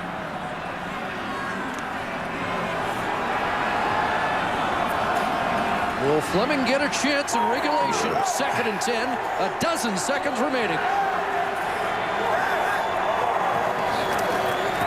Here comes the heat again. Open is Jason Tucker, and why not go to your most reliable guy, and that will get Sean Fleming a shot. And how about this? All these plays in this game, and it comes down to the guy making his final appearance at Commonwealth Stadium after 16 years. Well, let's take a look at Jason Tucker as he slips in behind Fred Stamps and just keeps that right foot in bounds, goes out of bounds, and gives the Edmonton Eskimos and Sean Fleming a chance. And in his last game at Commonwealth Stadium, in his great 16-year career, this could be a nice way to say thank you to the fans. He can knock this one through. And the fans saying thank you, too, as they stand to honor the 16-year man. 266 games. And the one thing he prides himself that his percentage always higher when the game was on the line. If you wanted a storybook finish, This is it. Sean Fleming. And he may just change his favorite game if he can hit this one. Only Rob Conop has played more games in a green and gold uniform.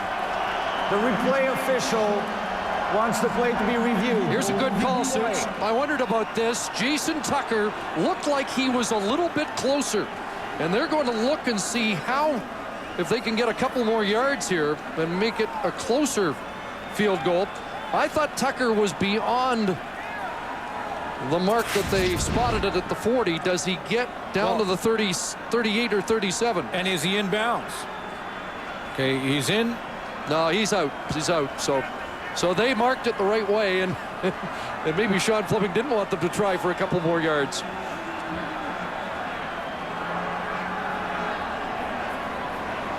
See, from that angle, it looked like he fell forward and maybe was out at the 38 or 37. Well, the other question was Tucker in bounds, and I think that's another reason they wanted to take another look at it.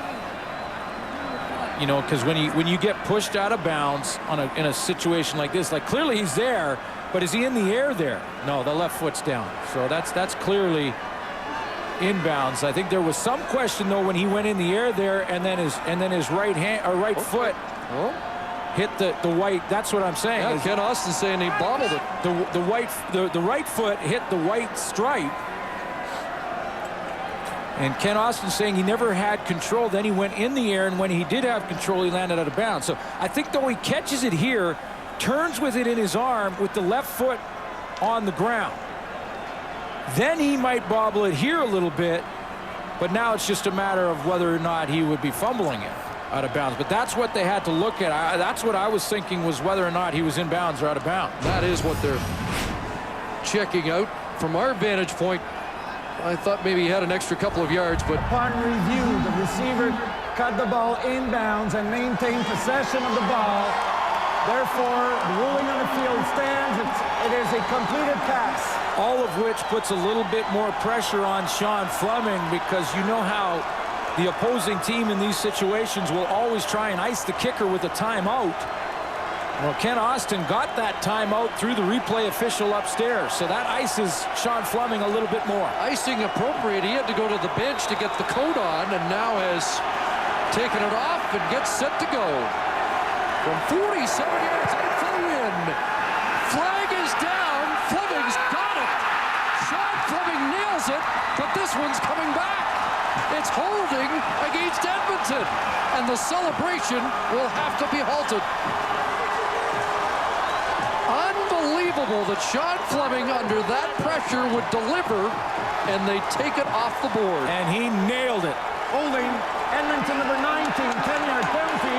First down. Mike Maurer called. One of the guys blocking on the edge. And what else can go wrong for Edmonton in 2007?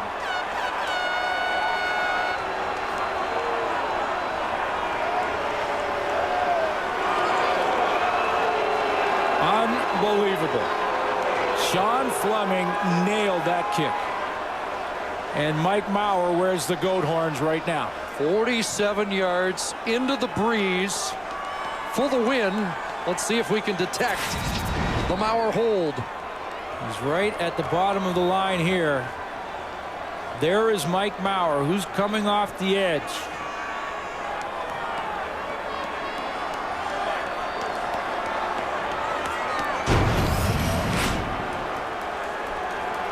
Well, that's a puzzling call. One last play in regulation. Stephon Lepore is downfield. This is up for grabs. And the Roughriders have it. Another turnover as Clovis has the interception. We are going to overtime. And this game will be discussed for a while after that late call.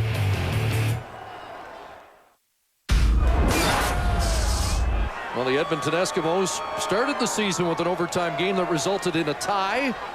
And here they are with maybe their season on the line. Well, and they can't afford a tie. Basically played too many games from the 35-yard line going in. And it looks like the Saskatchewan Roughriders will get the ball first. And let's take one more look at Mike Maury. Now, he has to take 2 off the edge right here, and he has to, what you're allowed to do is step down inside, because that's the most dangerous area if you're that wingman, and then punch to the outside. But I think where Maurer got caught is he put his hand inside the shoulder pad area and maybe gave a pull on the harness there of Tad Cornegay, and that's what pulled him to the ground. You're allowed to punch the guy and step out with that arm, but you can't grab on to the shoulder pad. And that took the winning 3 points off the board. So we go to overtime, and whatever Saskatchewan gets offensively here, the Edmonton Eskimos will have to match. And they may need Sean Fleming again. That says it all, doesn't it? About a season that has been a lot like that for Danny Machocha. They led 13-0, 29-14. And here we go. The first mini-game, first possession goes to the Roughriders at the 35-yard line. Play action fake. And that ball dropped. Like Washington can't hang on. In this case, I think it's always advantage defense to have the offense have the ball the second time. You're the second offense up in the mini-game, because then you know what you have to match. So to start on defense, to me, is an advantage in this overtime format, because whatever happens now with the offense, you know what you're faced with. And we know who the Alouettes are cheering for as they watch in Calgary tonight. 2nd and 10. And Marcus Crandall has Michael Palmer. Thompson with the tackle, but Palmer has a first down. He's been a key guy tonight. You make a good point, Chris, when you talk about Montreal watching this game and the Edmonton Eskimos and their fans. A tie does not help them. They have to win, Edmonton, to keep their playoff hopes alive. In the crossover, you have to be better point-wise than the team from the conference you're trying to cross over into. By the way, Michael Palmer, 5 catches, 118 yards. I believe the first 100-yard game of his CFL career. 1st and 10. Wide open, DJ Flick. Well, Loftus unloads, but Flick holds on. Another big hit from the safety. But DJ Flick goes over 1,000 as he survives some serious contact. Well, maybe the biggest play right there for Saskatchewan's offense. That's a huge hit again. Loftus is just making a statement for 2008, if anything, for the Edmonton Eskimos. A presence over the middle in his 2 games. But DJ Flick hangs on. 1st and goal from the 7. Larry Childs has 1 touchdown and takes this one down to about the 2. And again, that defensive line has been changed. Out for the Edmonton Eskimos, both Adam Braidwood and Isaac Keys on the ends. Ron Warner, who usually is plugging up the middle, has to move to the outside. And the Roughriders have had a lot more success here in the 4th quarter. Well, they bring in Kenny Hollis now to beef up the D-line and bring William Loftus out. But the way Loftus is hitting, I'm not so sure you might want to just leave him in there, put him on the D-line. 2nd and goal from the 2. Little mix up there, doesn't matter. Touchdown, Larry Childs. So Childs has his 2nd major of the game. Saskatchewan. Go ahead. Yes, Chris. Saskatchewan on this play gets a break on the handoff. You're right. There was a problem with the exchange. Usually that costs you the play. But that little bit of a pause actually opened things up for Andre Childs. And now the Eskimos will need a touchdown just to send this into a 2nd mini game. Kanji adds the extra point, 7 points, Saskatchewan lead, but there is a flag down on that convert, so let's hold on.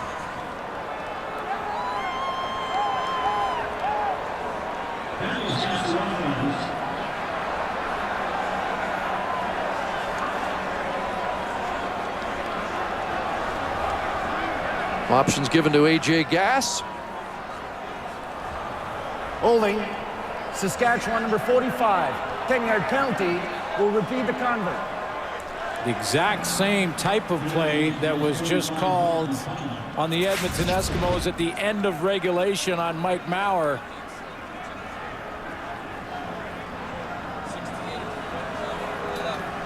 There's the Child's touchdown, and Danny Machocha can't believe what he's seeing. And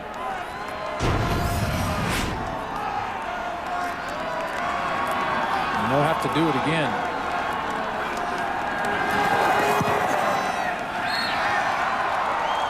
Well, they make the convert anyway, despite the holding call that forced them back 10 yards, and now it's on the Eskimos. They have to score a touchdown. And they know it's obviously 3 down, and then if they can score a touchdown and convert it, they go to another mini game at the opposite end of the field. And in that case, it'll be Saskatchewan on defense first if they can get to a second mini game. But that's the focus right now. It's all on the offense and Stephon LaFours. Well, he has moved the ball throughout tonight.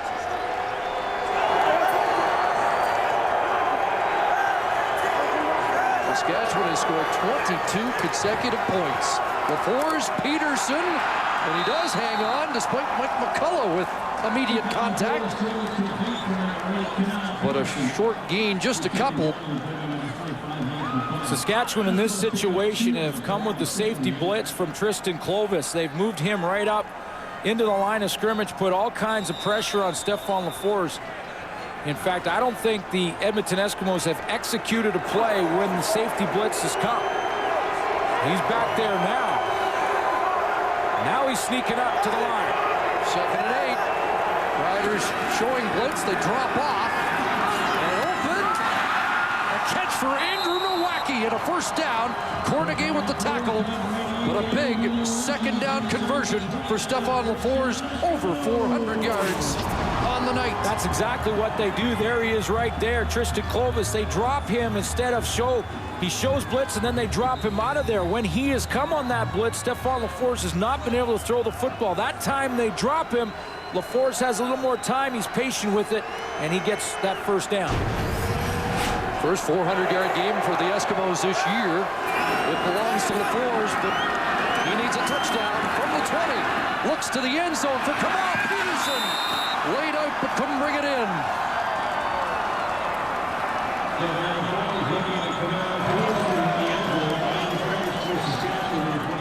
Eddie Davis in the one-on-one on Kamal Peterson on that play.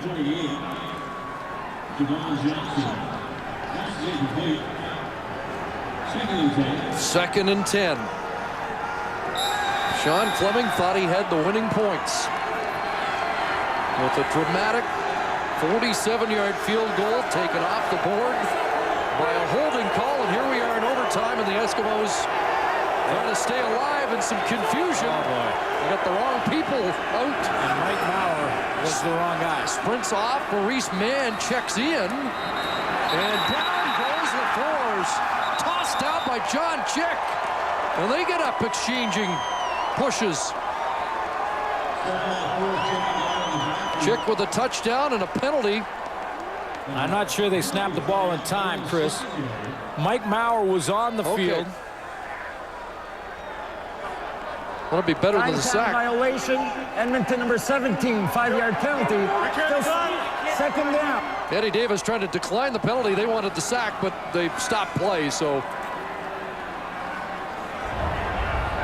And Mike Maurer was on the field and sprinted to the sideline when Maurice Mann took off to get onto the field.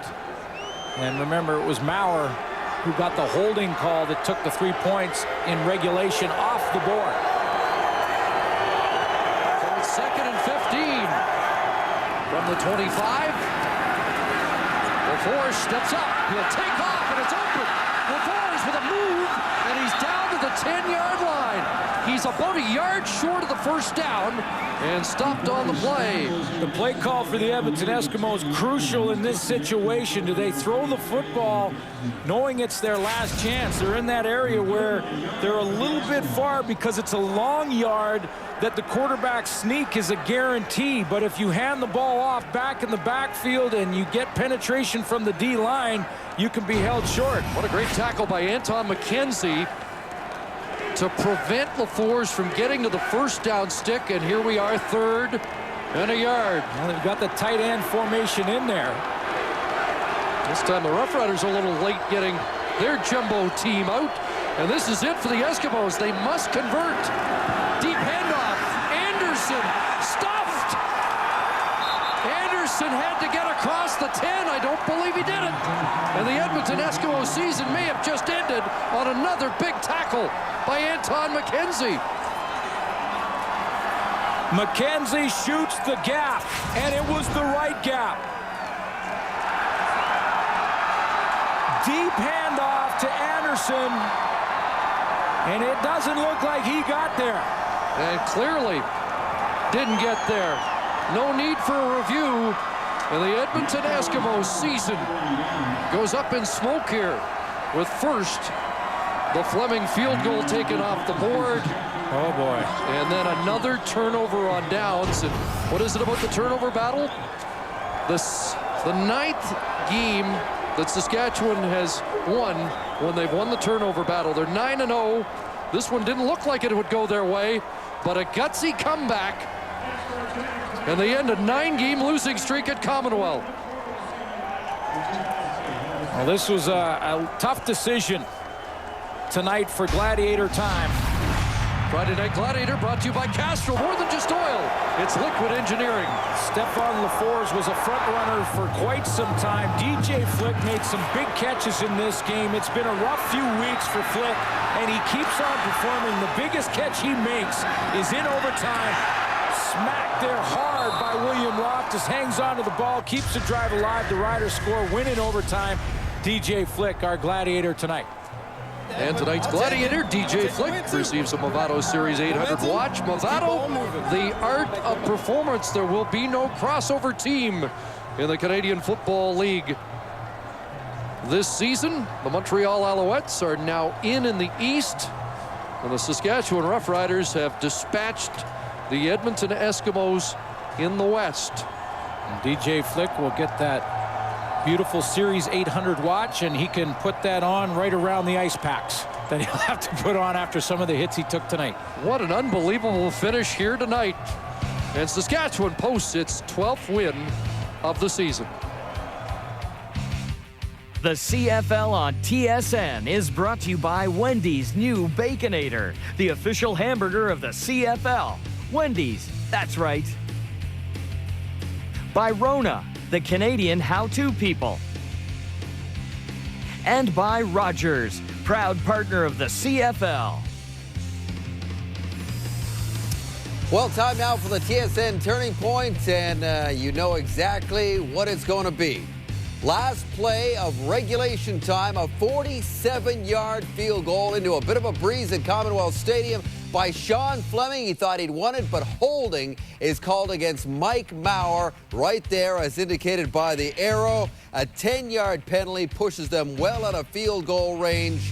They went to overtime, and Saskatchewan went on to win the game, and a heartbreak for the Eskimos, heartbreak for Sean Fleming. The Turning Point brought to you by the all-new 2007 GMC Sierra Professional Grade. So the West standings now look like this. BC beat Hamilton tonight, 27-19. They lock up first place in the West for the 4th straight year. They will host a West final. Saskatchewan will now host well, we knew Saskatchewan was going to host Calgary in the Western Semi, and now we know that Edmonton will not be able to cross over into the East to overtake Montreal for the 3rd playoff spot there as a result of that. Let's go right to it. There was well over 300 field goals attempted this season. I'm not sure there was no holding calls on any of them, but I can't remember. There weren't many. You two know way. I've watched a lot of games with you guys. Was that holding or not? I'm worried about getting fined, and I'm a broadcaster. No, you know, but it's easy to beat up on the refs. But honestly, I am flabbergasted by this call. I mean, first of all, it's not holding. As far as you are taught as the guy on the end, that's exactly what you're supposed to do. It's called the iron cross.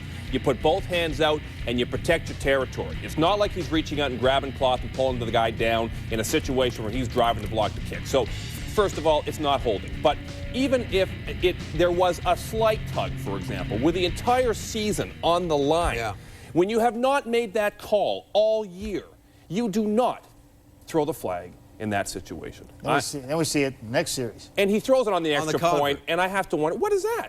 Now all of a sudden there's two? Yeah. I'm not going to get into that. This is a football game that was played by Saskatchewan Roughriders, and they came into Edmonton's backyard. They were minus 12 starters, and they beat the Edmonton Eskimos on their own field in Commonwealth. Do the Eskimos deserve to be in the playoffs? The Eskimos do not deserve to be in the playoffs. They've had far too many opportunities, guys. They could have won that game in any number of places, and the Riders deserve a lot of credit. My hats off to Stefan LaForce and all those kids that had an opportunity to step up and showcase their talents tonight. You know, you talk about McCarty, you talk about Palmer. Loftus again played well. Neil Hughes had a big game. Kamau Peterson stood on his head once a game this season. I think it was a great ball game. It's just too bad the unfortunate way that Sean it Fleming ended. couldn't have gone out with that, because you said it best, Jack. He could have rode that for the next 20 to 30 years if they would have gotten Edmonton another chance to be in the playoffs. It was taken away from us. Yeah, I think that's the unfortunate thing. I think we all just feel like sometimes things are over-officiated. I don't know. Let the boys play. That's just what it might be black and white in the rule book, holding, but I don't know. It's a little bit too many officiating flags flying for me. Anyway, here's this game now. Well, it doesn't mean as much for the Alouettes. They will be without Anthony Calvillo, as you know. We'll wait and see who is the starter. Here's the Rogers player of the game. It is Stefan LaForce with over 400 yards passing, as he's taken over the starter's job with the injury to Ricky Ray, but it wasn't enough. He wasn't able to. He was just short of that first down in overtime. Great scramble, but fell short of the first down, and as a result, the Edmonton Eskimos fall short of the playoffs for the second straight year. There will be many questions to be answered for the Edmonton Eskimos. They are at Hamilton next week to finish things up. On behalf of Matt and Jock, this is Dave Randall saying thanks for watching. We'll see you tomorrow.